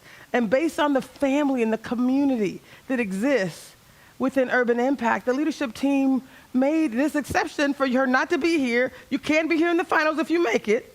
But for this particular opportunity, you're there supporting your family. And we're so excited about that. Can you go ahead and just tell us who you are? Tell us about your business, that 30-second executive summary. And then tell us that one thing you shared with me numerous times that you love the most about Urban Impact. Sure. My name's Yolanda Barton, and I am the founder of Revere XR, a VR/AR company that preserves the history of our music and communities that are at risk of losing their history due to gentrification. I loved Sharks at the Beach for two reasons. My fellow sharks, right? All of us entrepreneurs who are often overwhelmed and have so much to consider on this entrepreneur journey. We had each other and was excited about showing up weekly to support each other and give our feedback. And I'm really grateful for the mentors because they really do invest in you and want to see you do well, and that authenticity goes a long way. I love it. Boy, do I love you. So we came here to do a pitch. Are you ready? Let us know. Yes, So I I sharing your am. screens, which I love that. And what I really love about what you're doing is I'm a technology girl, so you're actually in this space from a technology perspective. Just let us know whenever you share your screen, we're going to get started. But what I am going to say is the fact that you were able to do this there with your family, it really makes a difference. So it's all about true change. Now, as I mentioned, as soon as she's ready to share her slides, we're going to move forward. But the next thing we're going to do is text your vote. And I'm going to have you all get your phones ready. Here's the number. It's going to be 216-279-8338. 216-279-8338. So this is for our People's Choice Award. And you're going to literally text them in the order that they were identified. This is just a test, by the way. This is not going to go into the finals. It's just a test.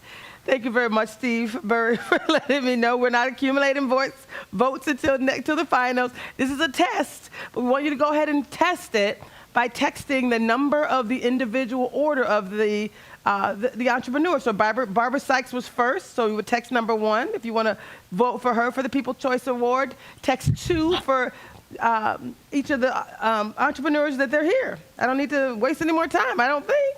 Let me know if we're ready to present.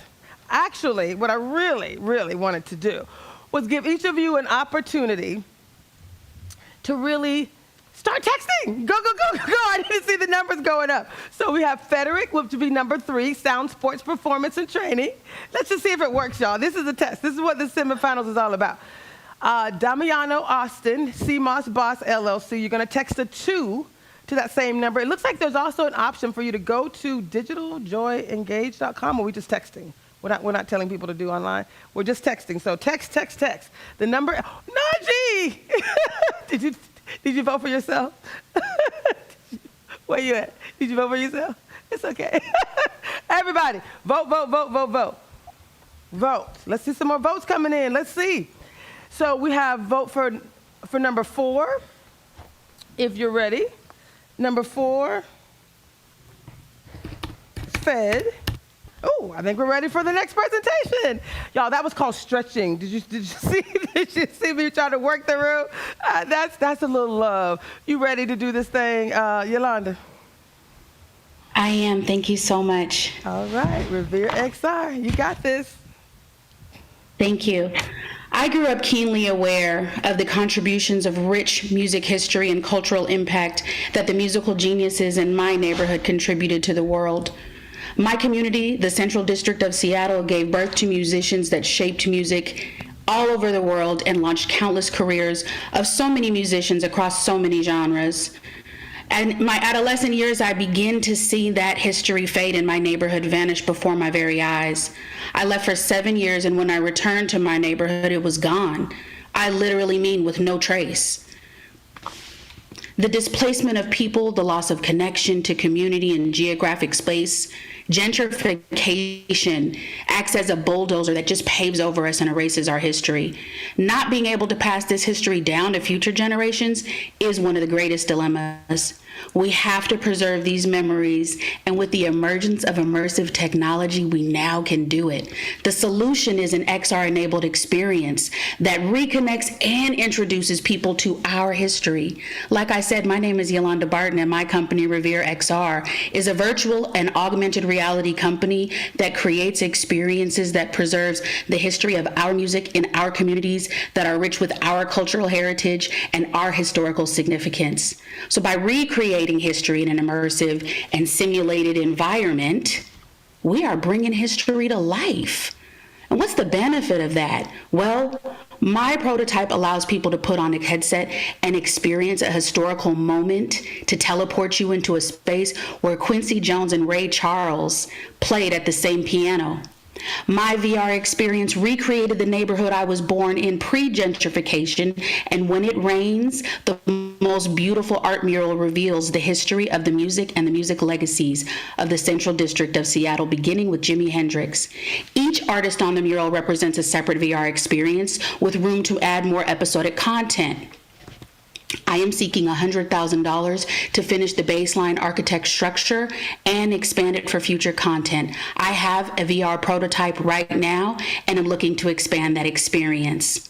But what else you can do in this experience? It can teleport you to a VR movie theater where you can view live performances and interviews of historic legacies. You can get a tour of the neighborhood from a 98-year-old storyteller that tells you the history of the landmarks, the community, and the musicians.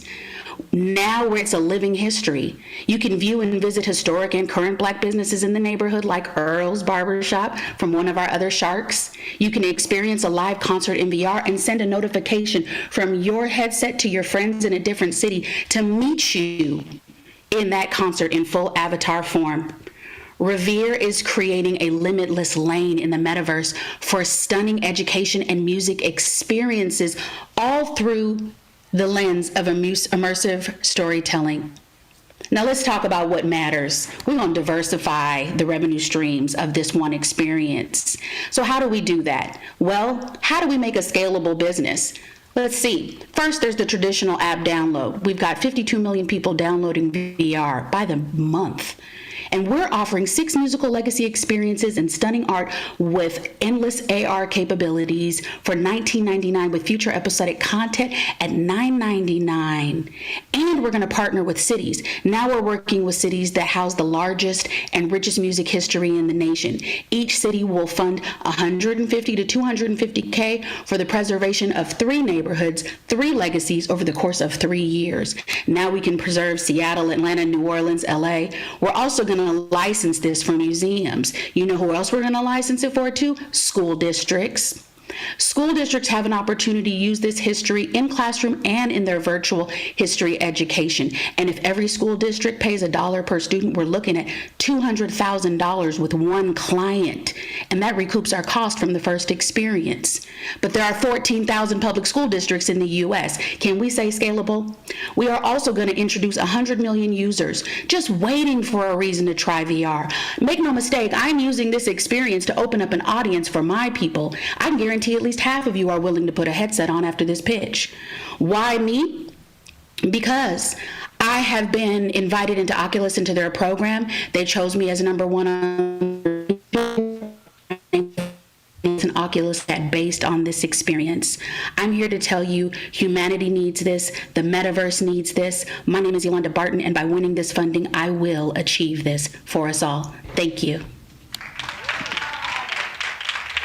My goodness, Yolanda Barton in the house. That was amazing. How you feeling, my sister?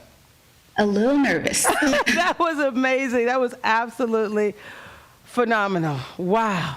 Y'all, can you give yourselves a round of applause? That was the last Shark in the semifinals for Sharks at the Beach. Yes. Oh, my goodness. Woo. Y'all, that was so amazing. So now is the fun part. So we have 4 judges that we introduced in the beginning. We're going to show them again for you real quick.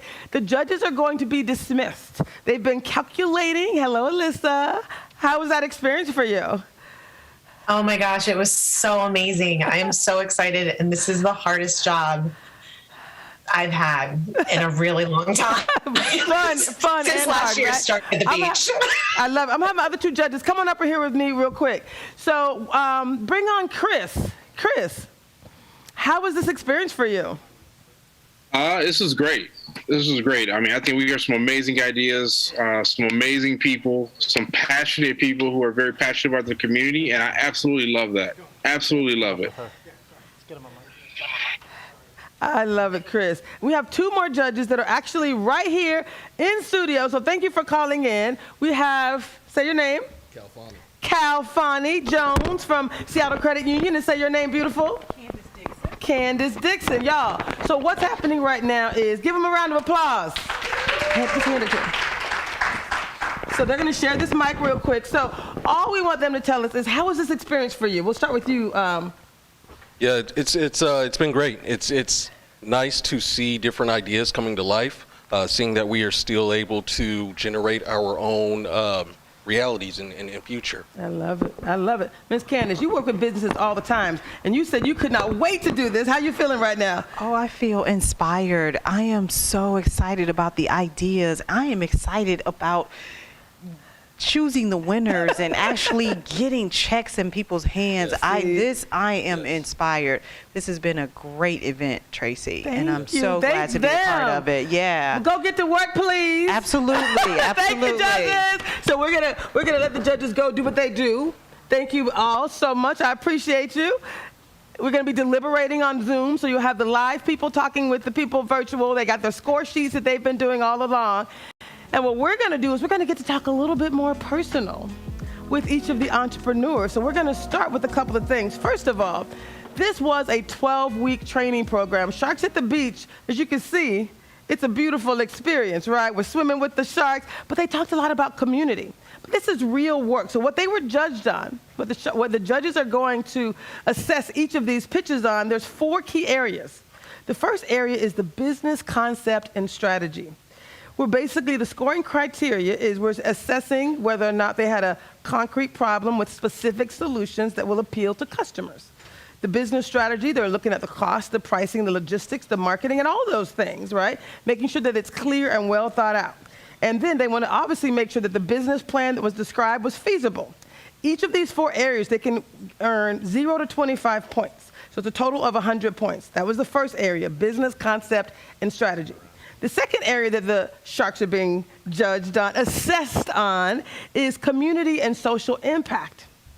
We're looking at the business. Will the business have a positive impact in the community? And then would the business realistically succeed in its stated community impact? Again, scoring on a scale of 0 to 25 points. The third area that they're being assessed on is really their presentation. The scoring criteria is, was the presentation well organized? Was it clear? Was there a nice narrative and a story as to why the business is important, how it's feasible in the community, and based on a coherent business model? That's the third business area of criteria that these businesses are being judged at. The last area is professionalism. So they're being assessed with 2 criteria. One, was the presenter excited about their idea, and did they engage the audience? And then was the presenter professional, sincere, and have inspired confidence? Boy, I saw a lot of inspired confidence. These people are changing the world up in here. So we have 4 criteria, 25 points each, and what you're going to hear when the judges come back is a realization of who is moving on to the finals with the cash prizes. Now, what I'm super excited about is we also have completion certificates. So I'm going to invite each of the entrepreneurs back up, and then we're just going to talk to each of them about some of the specific things that you might want to know. So go ahead and put in the chat right now if you're watching us live, and tell us what you want to know from a particular entrepreneur. So I'm going to start with Miss Number 1. We're going to go in the order that you started. Miss Barbara Sykes, give her a round of applause. So y'all, it's not just about this pitch, right? It's not. It's about the program that they've been in. It's been a 12-week program. Ms. Barbara, this is your official certificate of program completion. Thank you. How you feeling right now? I feel fine. She feels fine.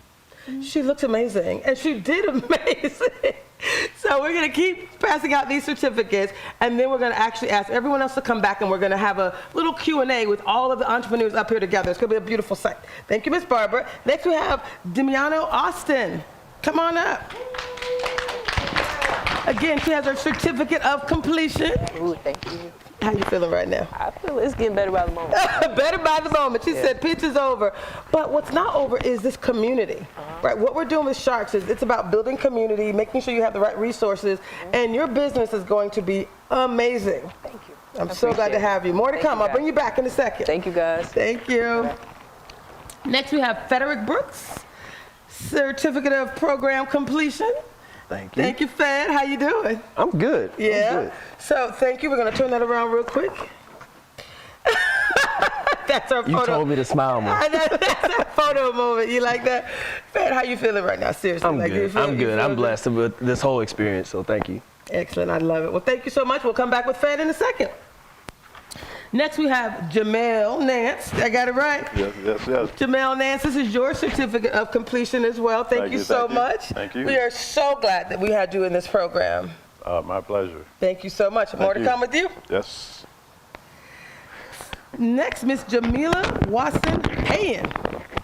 Jamila, certificate of program completion. How you feeling right now? I'm feeling good. Nice to be done. The first part. I was going to say, you're never really done. Yes. Because once you're part of the Urban Impact family, you're always part of the Urban Impact family. We're so glad to have you in the program. Again, we're going to circle everybody back around and have a group conversation here in a second. The sisters, Eamon and Mercy Farah, I have a certificate for each of you. Who's Eamon and who's Eamon. Okay, so here's Mercy. Okay. Here's Eamon. All right. Thank you, ladies. I'll have you get up in here, take a little virtual photo. Yay! Thank you, ladies. More to come. Okay, Najee Lad Ali. Najee, I love these businesses that are focused on health and wellness. I'm gonna be visiting all of them. Food businesses too, so I'm gonna balance it all out. Najee, your certificate of completion. There we are. Yay! Thank you. Nicole Franklin and Calvin Rivers were virtual, so we're gonna put them back in the stack and they'll get theirs mailed to them. Olivia Quarles, Queen, up in the house. Y'all, I wish there's a way you could see this whole outfit. Come on up in here, girl. Come on up in here. Yellow on the inside. Just show them what you got going on up in here. There you go. The yellow boots. Thank you. Y'all, she's representing. Clothes. Attitude. Queen in the house. Oh, sorry. Your certificate of completion. Thank you. We're bringing everybody back on in a second. Next, we have Olivia Uhashi. Olivia, how you feeling right now, Miss Completion? Inspired. She's inspired. Me too. Thank you. More to come. We're bringing everybody back here. 1 second. Yolanda Barton, I got your certificate here with you. She was also virtual for today. And we're going to mail the rest of them to these 3 entrepreneurs. Now, so what we're going to do next is we're going to play a video that you're going to absolutely love. And the video is called The Road to Success. You ready for this, John? Strength is being able to hold up yourself and others around you. Passion doesn't feel like a job. It's something you can't stop thinking about no matter what. Success is being able to enjoy everyday life by doing the things that I choose to do. Urban Impact is a ministry that's 30 years old, and we were founded on the principles of Christian community development. Urban Impact's mission is to partner with families and communities to break the cycle of social, material, and spiritual poverty. What Urban Impact at the core really looks to provide is opportunities for people to really build on the assets they have within themselves, to be empowered and trained so that they can then support themselves and ultimately give back and grow the community that they're passionate about. Urban Impact was the host of the Sharks at the Beach competition. We first started out at Seattle Pacific University, studying strategies as well as planning for the business, marketing strategies, financial planning. I participated in Sharks at the Beach a few years ago. Urban Impact really gave me the confidence and the tools to be able to move forward and compete in business. Currently, the Sugar Queen Bakery serves the greater Seattle area. I offer custom cupcakes and desserts. I currently love the Queen Bee. It is a moist lemon rosemary cupcake. Queen Care offers high quality luxury products, all natural ingredients that are not harmful to your skin. Right now, we provide 5 internships for young people in Southeast Seattle, giving them the opportunities that they need to be able to excel. I don't want my business to just be about myself. I want it to be a business that serves the community, that represents the community, and represents who I am. I want to leave a legacy. This is more than just starting a business. I want the young people to take on the roles that I have now. I worked with kids and I was teaching them about the food, and they didn't even know that food grew on a farm. They thought it came from a grocery store. Being able to see their smiles when they ate it and tasted it and said it was some of the best food that they had. Our founder talked about, you hear the statement, you give a man a fish, you feed him for a day, you teach him to fish, you feed him for a lifetime, and everybody gets all excited. And he says that's not enough, because whoever owns the pond controls how much they fish and what they can fish and when they can fish and if they can fish. And Urban Impact believes in really developing that sense of asset and ownership so people can control their own destiny and their own future. Where am I gonna go? What am I gonna do? Without Urban Impact offering that program, I probably would not be here today. When I started selling at the station, people were like, oh, you're the sugar queen. And I was like, I guess, yeah, I am the sugar queen. When I was beginning, I didn't know what I was gonna do. I didn't think that my dreams were possible. But with these organizations like Urban Impact and Liberty Road, I now know that I can accomplish much more than my dreams. I can dream big and accomplish them.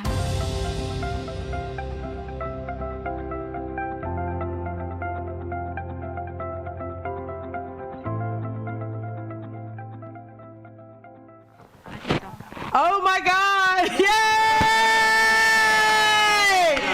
Yes, you're here with the 11 semifinalists for Sharks at the Beach, and we are here. So excited to be here. And we're just gonna have a little Q&A as we crunched up in here on this stage. So guys, each of you just start speaking as loud as you possibly can and just tell us, what is the one thing that you would tell someone who was thinking about Sharks at the Beach but didn't know anything about it? Like, what would you say as an invitation for them to join, and why? Go on and do it. Just do it. Just jump in and do it. It's possible. Do not miss this opportunity. You're not alone. Give yourself some structure. Make yourself uncomfortable and challenge yourself. That is. You got a dream, you can go get it. This is the team to support it. Don't give up. Be consistent. Keep talking, y'all. I'm loving it. Yes. Bring what you got. What'd you say? Bring what you got. I say face fear and keep that feeling that you have, that fear that you have. Face it, carry it with you, and keep on making progress and creating momentum as you move forward with that feeling on your heart, because that's all that's going to do is just catapult you, and that energy is going to come back to you because everything's universal. So just keep faith and just believe in yourself. You know what I mean? That's all you got to do, and keep pushing. Because when things get better, things are going to get hard. So you just got to embrace that. I love it. Expanding on what my man Jamel So make sure I see your too. face. Make sure I can see your face. Go that way. Yeah. Expand on what Jamel just said. Yeah, bring what you have, because sometimes you might have an idea, a process, a thought, but you don't know how to get it out, and you just need something to bounce it off with other people. So this is the community where they are going to coach you up on the things that you need to do, how to get your product from your mind onto paper and then into the stores or whatever it is that you sell. So just bring what you have and come with that opportunity. And remember, question everything that seems impossible, even within yourself, okay? Yeah. Say it again, girl. Say it. Do a little extra neck roll. When you breathe, It's impossible, okay? Even within yourself. Say it again, girl. Question everything that seems impossible. And I just wanted to say that take advantage of your resources, and we have really great leaders, mentors, and coaches here that lead us and guide us through the entire process for free. We are beyond grateful for their availability and for their confidence and believe in us. They believed in us and in our dreams, and they've always been here since the start. They are here to support us, and I believe that they're gonna be here whenever we need them. So take advantage of that. And I'd like to say, not by sight. The hardest part of the journey is just to start. So just do it. I love it. And nurture your I'd like to- dreams. Nurture your dreams. yeah, I'd like to say persevere, because there's a couple people up here that quit and they came back. Mm-hmm. Look at where they are. So allow yourself to be uncomfortable, because after you're uncomfortable, you will be sharper than what you were before then. I love it. I love it. What were you saying, my dear? I think, Barbara, you were speaking. I was saying nurture your dreams. So whatever seed that you have within, regardless of what it is, and just nurture it. Make sure you stay surrounded by community, and just continue to water it, to protect it, and surround yourself with good people who's going to help propel you forward. I love it. The power is in you. The power is in you. I love this view because we're going to be using these as clips. Y'all do know that, right? So, John, just keep it here because I'm not loving the zooms. So, make sure you can see your face. Yeah, I was just going to say positions and make sure you can see your face. So, the next question we're going to ask you guys is lessons learned. Let's go back to the thing that you really, just share some lessons learned from Sharks at the Beach program. There's no progress without struggle. Keep going. Don't procrastinate. Yes. Remember your purpose. Systems and get used to looking at numbers and analyzing numbers. Write everything down. Even if you already have started, write it down again.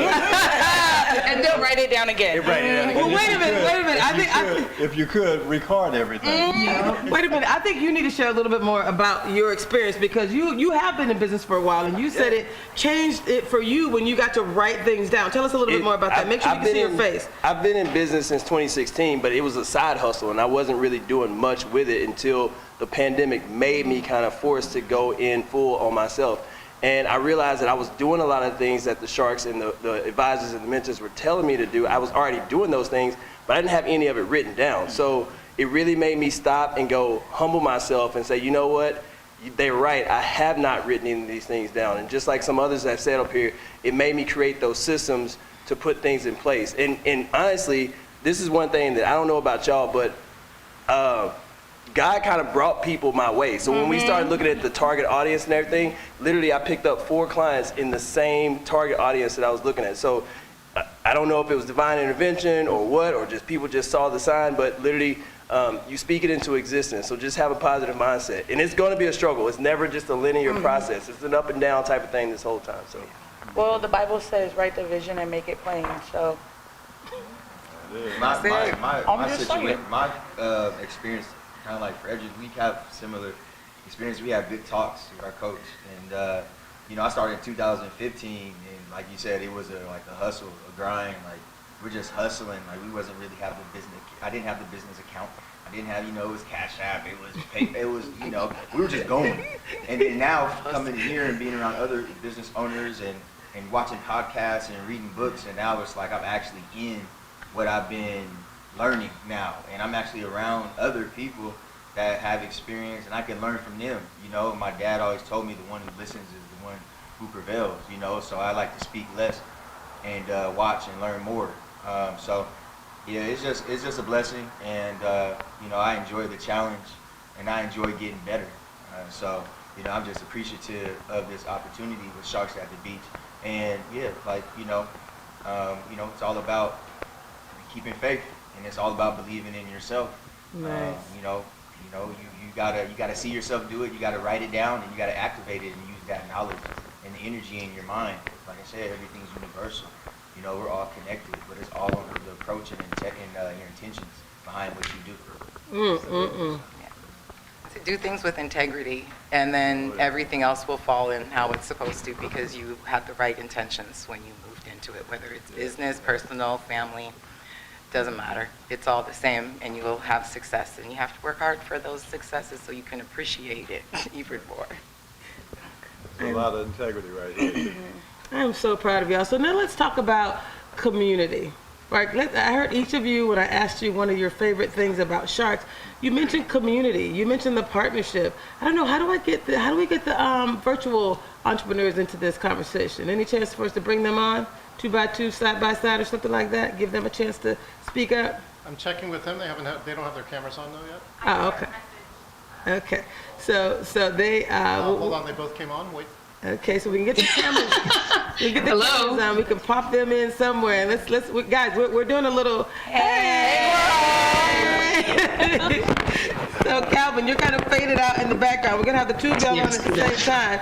You see the community? We love each other, right? So tell us a little bit about community. Those here, let's talk a little bit about community.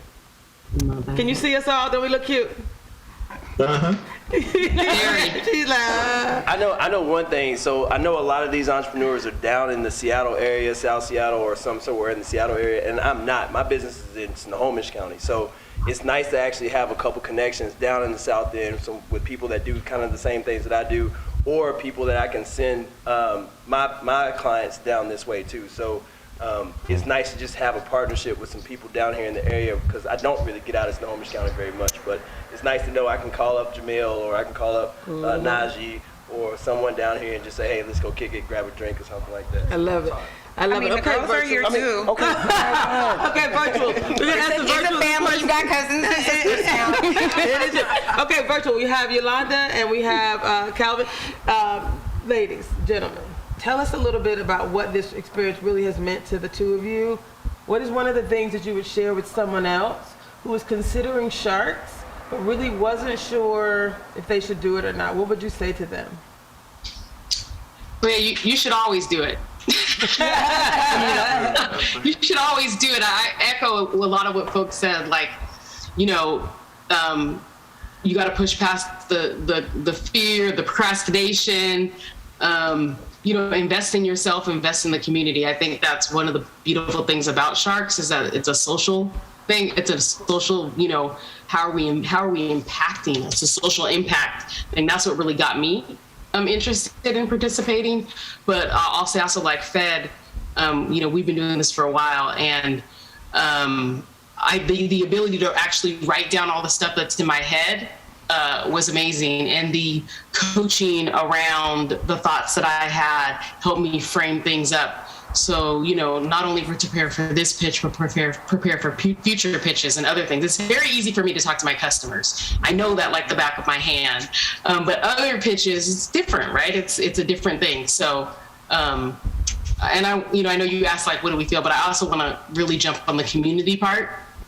I think it's really important. Like, I'm already like, ooh, I'm gonna buy from this business and that business, not right. Just only like the community for the love and the care, but also like, how do we support each other and are able to do that stuff. So it's been great. It's been great. I'll step back and. Yeah, I think, to see people of color come together who are entrepreneurs, we're rewriting the narrative. The narrative said that Black people can't come together. We can't own businesses. We can't be able to network. And a lot of other communities, they do that, and they have put forth this myth that we don't. Well, we're rewriting that narrative each and every time that we get on the calls and we're sharing information and we're able to be vulnerable. And, one of the things I like about this program, it really puts the gifts that we've been given on blast. It allows us to be able to take our authentic selves, bring those gifts and values that we have as people, and bringing them into products and offerings and services that's going to benefit our communities more than any other organizations out there. Because if we don't do it for ourselves, who's going to do it? And so I'm just so enthusiastic and so excited about being able to now take what we've learned and have that laser focus and being able to bring intentionality to moving forward, the things that you want to achieve in your business, and for us to be able to be role models in our community so that our children can be able to see what it means to be an entrepreneur. Because we've had history of entrepreneurship when we had Black Wall Street. We had it, but they erased it from our history books. But guess what? Now they can when they talk about what a hero looks like, a hero is somebody who's willing to take their authenticity, bring it into a business, and have other people judge that business, and then take that and bring something even better. I love it. Yolanda, you smiling over there so big, nodding your head. What do you got to say about community? And what would you say to someone who was considering Sharks at the Beach, but really wasn't sure what they should do? What would you say to them? How would you encourage them? I feel like everybody said all the right things already. Here's what I would say. So if you are, I did a lot of research on accelerators and incubators. I did. And I applied for the ones that I felt like would serve me best. And in the long run, the reason I chose to be a Shark is because it was faith-based. Honestly, because I'm under the understanding that it's one thing for me to leap out on faith on an idea, and it's another to be grounded in my purpose and in my connection to God. And so I won't say that'll always lead you to the outcomes that you want maybe initially, but it always leads you to the right outcome. And so if you surrender your personal life to God, then you should surrender your business life to God too. Wow. That's deep. Okay, let's see this group, John. So we want to come back to this group because I just heard we call that the amen corner in the South. I'm a Southern girl, so when you said faith-based, the choice was made because of that. So y'all, tell me a little bit about what did that mean to you? This is a faith-based organization. How did that impact you? What value did that bring? For me, that impacted me. Make sure we can see you. Sorry. The cheek here. Not quite. For me, that impacted me tremendously. My grandfather, before he passed, he was a pastor. The church actually looked just like this, too. That's the funny thing about it. And but God has always been a part of my life. But of course, we all have our stages where we learn certain things and we learn certain truths, and we activate that within our life from our own perspective in terms of self-awareness. So, being a faith-based organization means a lot, especially me being from here. And it's an empowering thing, and I respect it. And so, yeah, that's my spiel. What's interesting for me is I spent 25 years in corporate America. So 8 years at IBM, 14 years at Disney, 5 years at Microsoft.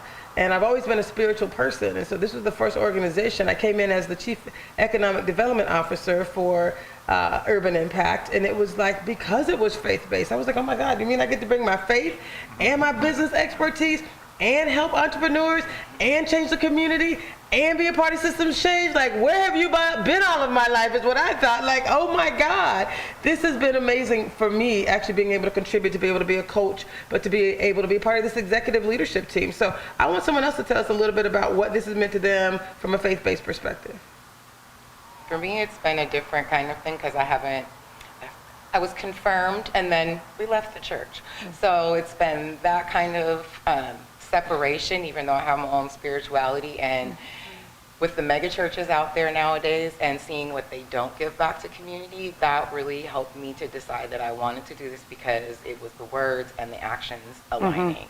And I see that and I feel that, and I have not felt any kind of way about any of the words that have been said because they're all positive prayers for the growth of our community and us individually in our businesses. So I just really appreciate the openness to accepting all people that were here. All people, all religions, all whatever. It's just about an added level of activation. Now, I'm also a certified success coach with Success Magazine. And so coming into a space where it's very intentional, right? I heard a lot of you say that things started happening. Things just started to align as you set your intention. Live intentionally. Come on. We can't read your shirt because it's green and we're behind the green screen, but it says, live intentionally. Tell us a little bit about your life and how you live intentionally. Well, that's the whole reason why we give back and we do what we do, because we never want others to feel the way that we felt when we were growing up. I mean, it made us who we were. It made us who we are. All of my siblings are great, well-rounded people. My mom is amazing. And so we just make sure that everything we do is intentional, and that's one of the reasons why it was easy for me to choose this, because just like Jamila said, like going to church and then leaving the church was like a weird time. And then knowing that the intentions behind this program are very pure made it easy. I love it.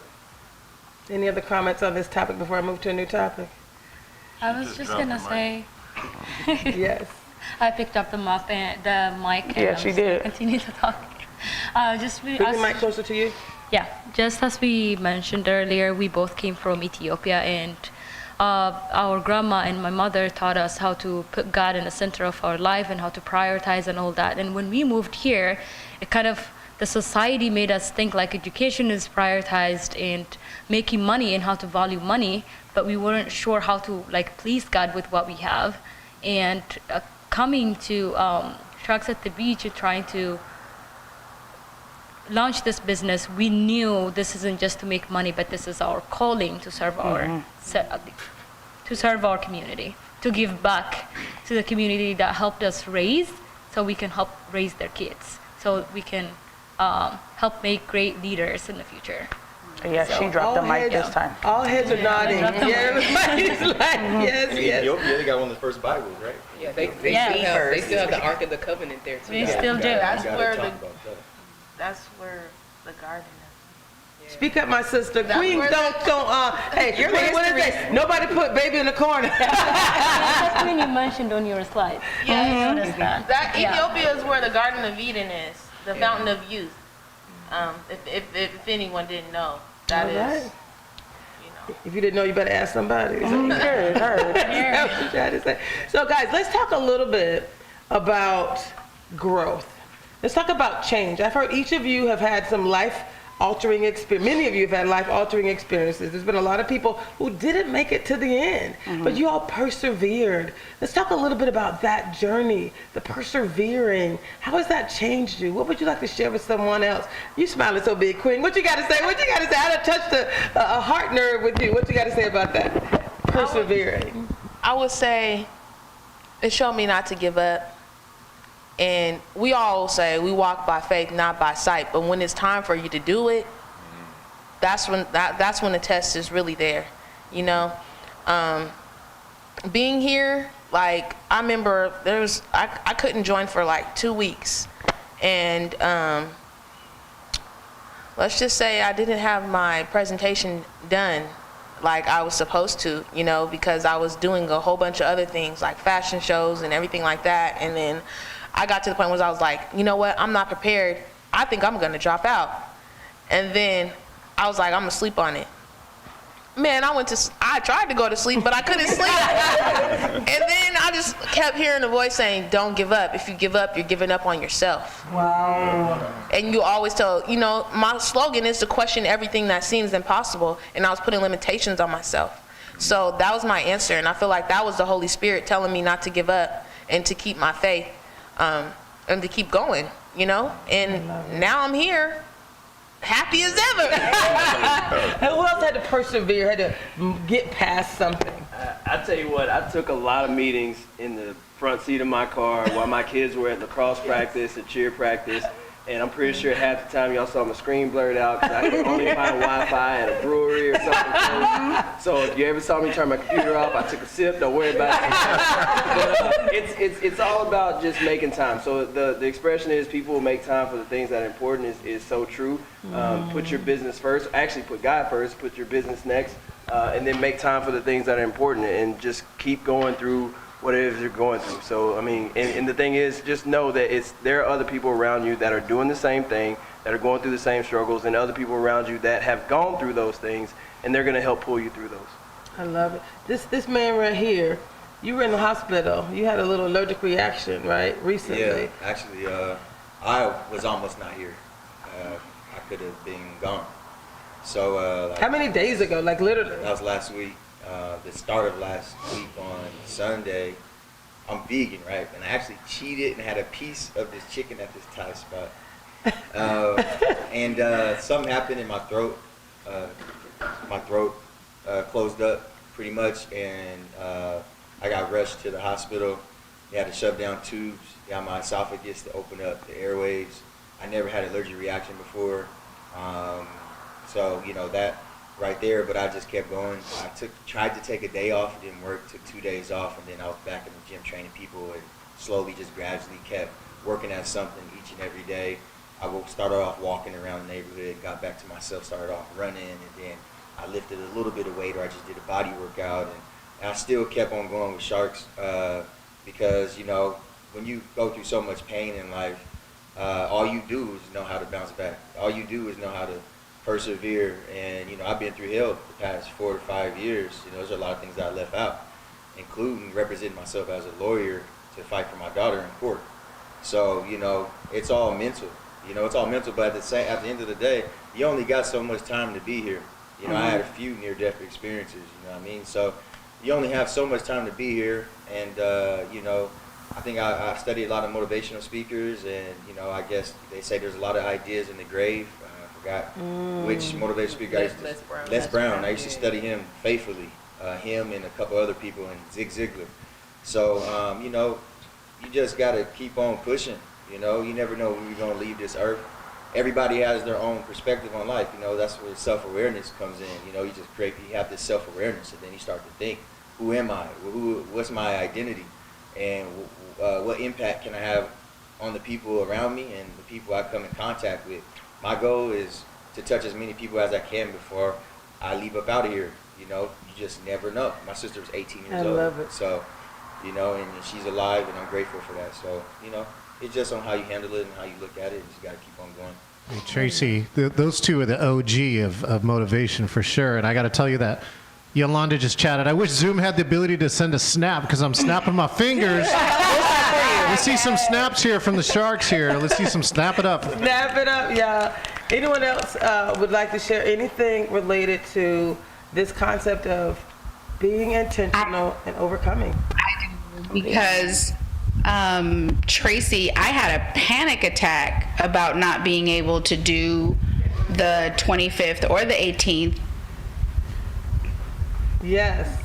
Because my daughter, well, for those of you that don't know, my daughter got COVID and was hospitalized, and her lungs shut down, and she was in the ICU, and we have not been cleared to have her out there, so it's difficult for me to engage with large groups because of the potential of what I could bring home, and we have to prevent her from even getting a common cold right now because we don't want her to go back.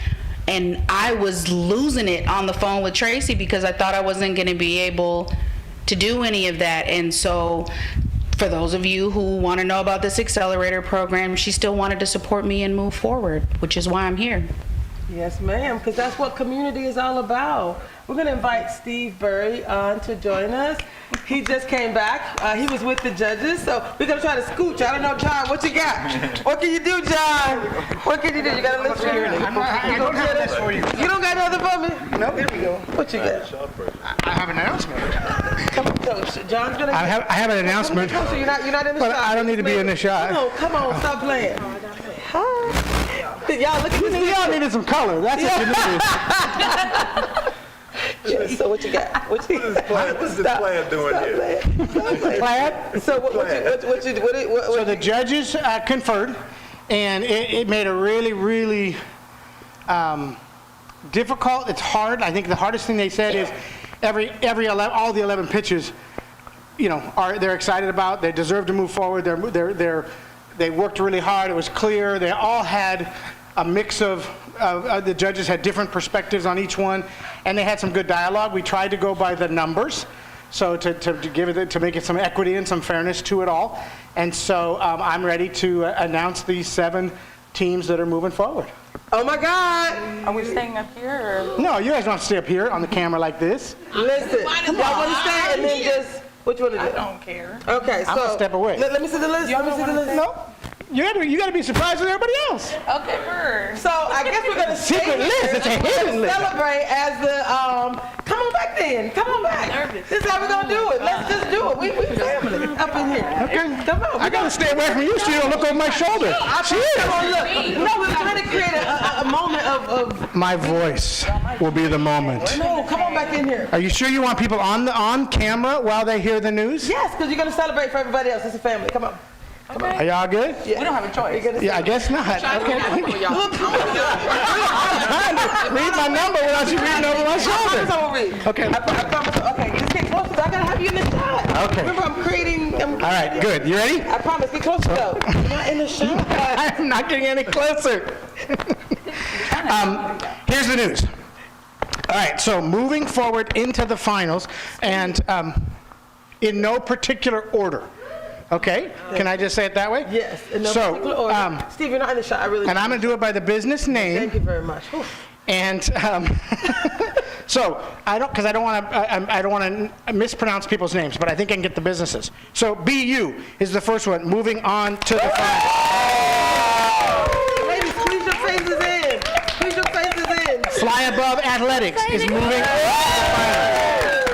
Enhanced Interactions is moving on to the finals.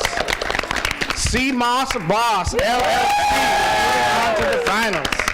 Sound Sports Performance and Training LLC is moving on to the finals.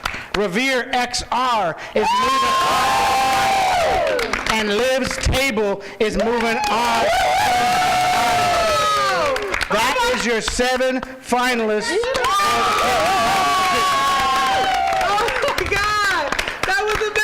There you go. Your judges, the judges. So I didn't get any.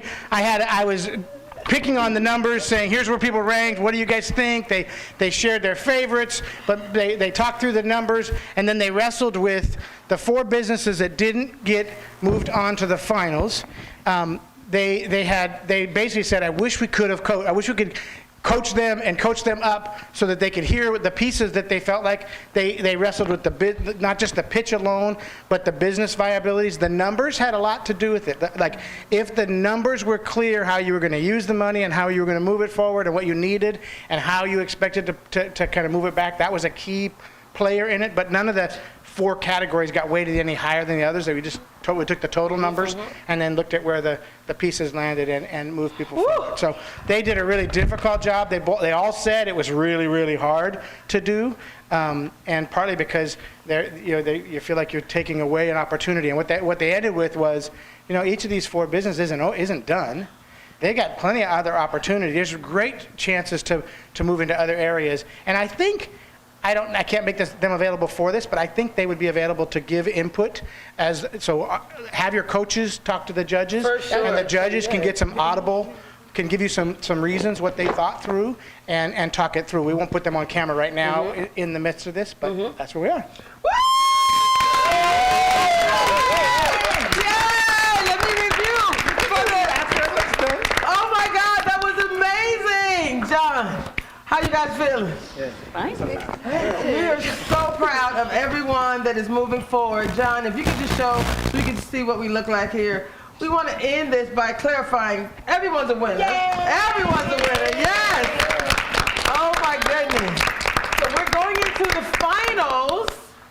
Wow, we looking good, y'all. We really do look good. We really do look amazing. So we're going into the finals next Wednesday, May the 25th. Urban Impact is where you're going to be able to watch it live stream from the Urban Impact YouTube channel, Urban Impact's Facebook. We're going to be back here in the same location. So we expect all the entrepreneurs to come back and support everyone else with the top 7 finalists. And thank you all for being here today. That's it. Thank you. I did want to do a couple of thank yous. I don't know if John Chin can show himself. I think he might be able to do so. I got to show John Chin. I can't verbally show one of my other favorite people. Yay! John Chin! John, what would you like to say about this experience? And what has this meant to you? And thank you, first of all, for dealing with our shenanigans. We did not plan this little collage of beautiful faces, but that turned out very nice, didn't it? That was beautiful. Yeah? That was fun. I want to give a special shout out to all the entrepreneurs. This is probably, I think, my 4th or 5th year. I've held multiple roles, including being one of the judges. By the way, that's one of the hardest jobs in the world. Yeah. But now this role is pretty close, being a virtual producer with this crew known as Sharks in the Beach. Hey, let's give it up to all the sharks. Come on, let's hear it. Yes. This is amazing. I also want to thank the team that's here. The handsome gentleman that you just saw was Steve Berry. He is the Executive Director of Urban Impact. Let's give Steve a round of applause. Come on back up here, Steve. Steve is working. He ain't coming back up here. Oh, no, he's coming. Y'all, can y'all give Steve a round of applause? Because let me just say, the sponsorship dollars, he's going to tear the whole green screen down, but it's going to be all right.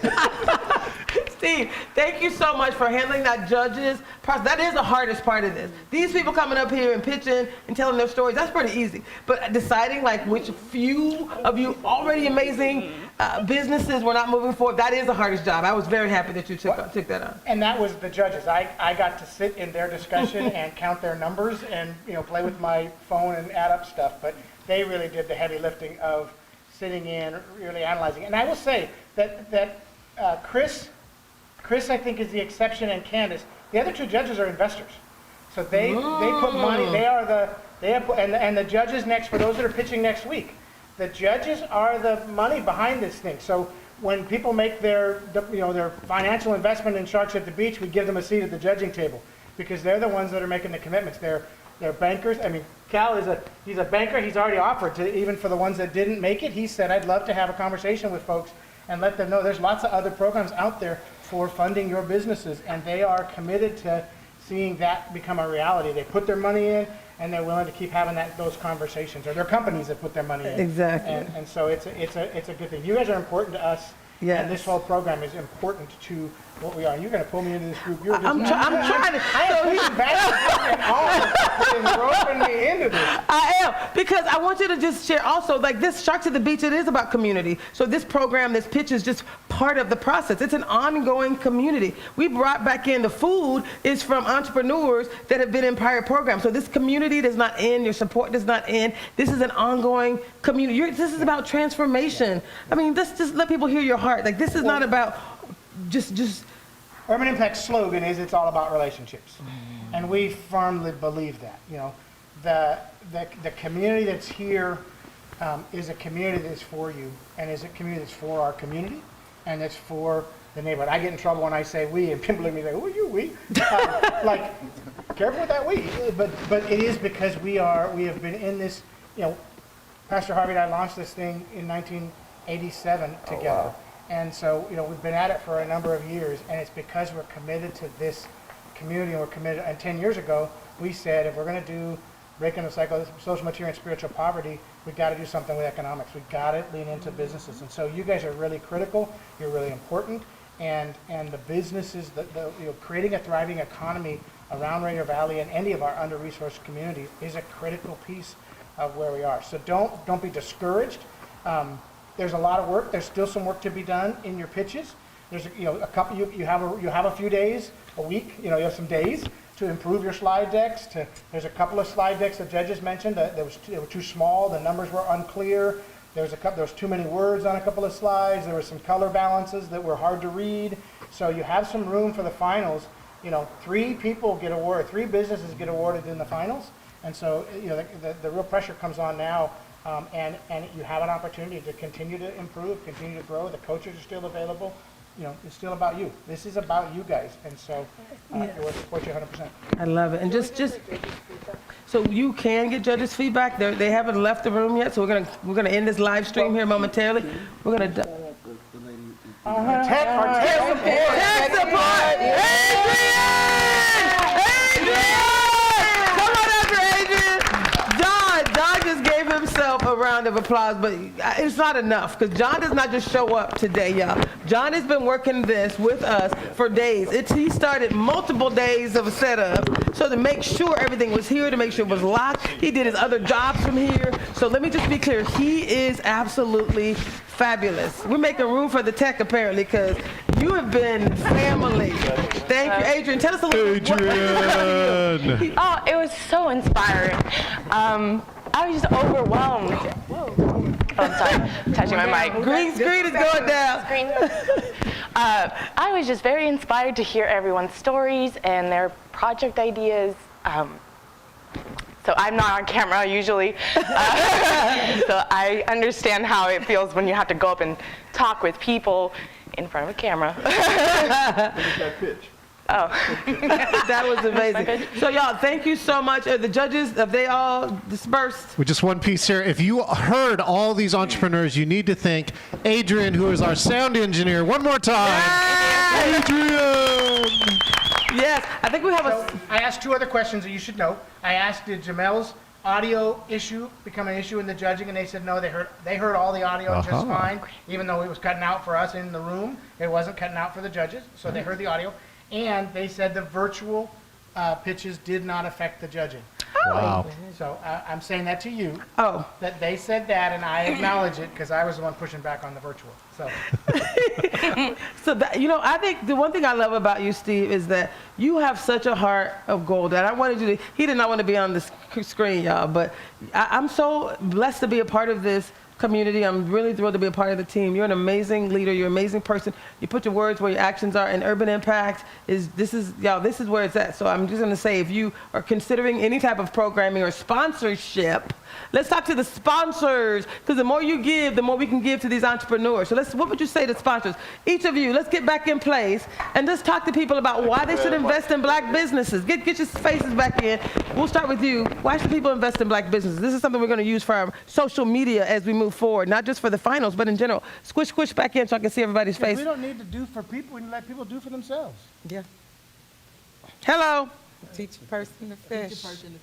Well, so Queen. our founder, the grandfather, would say the parable goes: teach a person to fish. No, help a person fish, you feed him for a day. Teach him to fish, you feed him for a lifetime.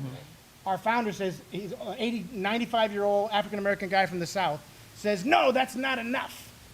Because whoever owns the pond still controls how much they fish. So the reason we invest in you, and why do you want to invest in black businesses? Because the black community needs to invest in itself. And doesn't need a handout, just doesn't need a hand up for that matter. Even just needs authority and control to manage themselves. Yeah. Queen, lean into this camera, girl, because you kind of have cut out. Lean this way. I'm sorry. How you feeling? Oh, you okay? I'm feeling like a sore loser, I'm gonna be honest. Oh, well, let's. I'm excited for you guys, but at the end of the day, I didn't go forward. So let me just be clear so y'all know what's happening up in here.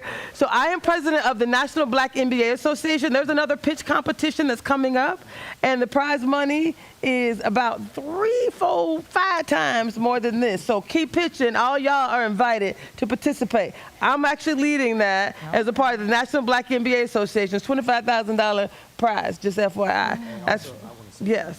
So just so that you know, this ain't over. When you take an L, that's a lesson.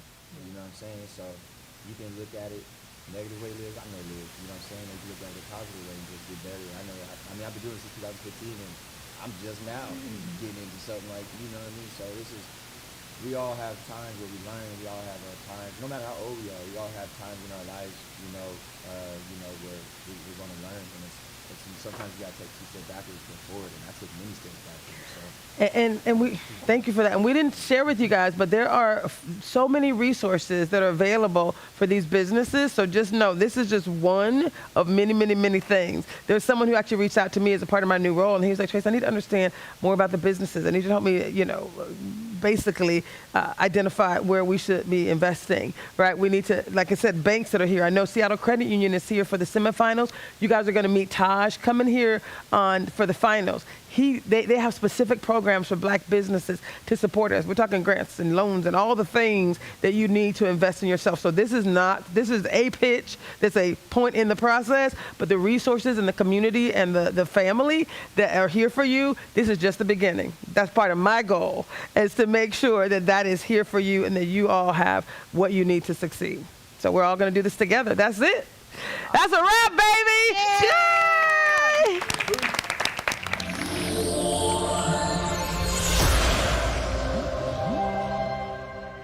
Is BJ?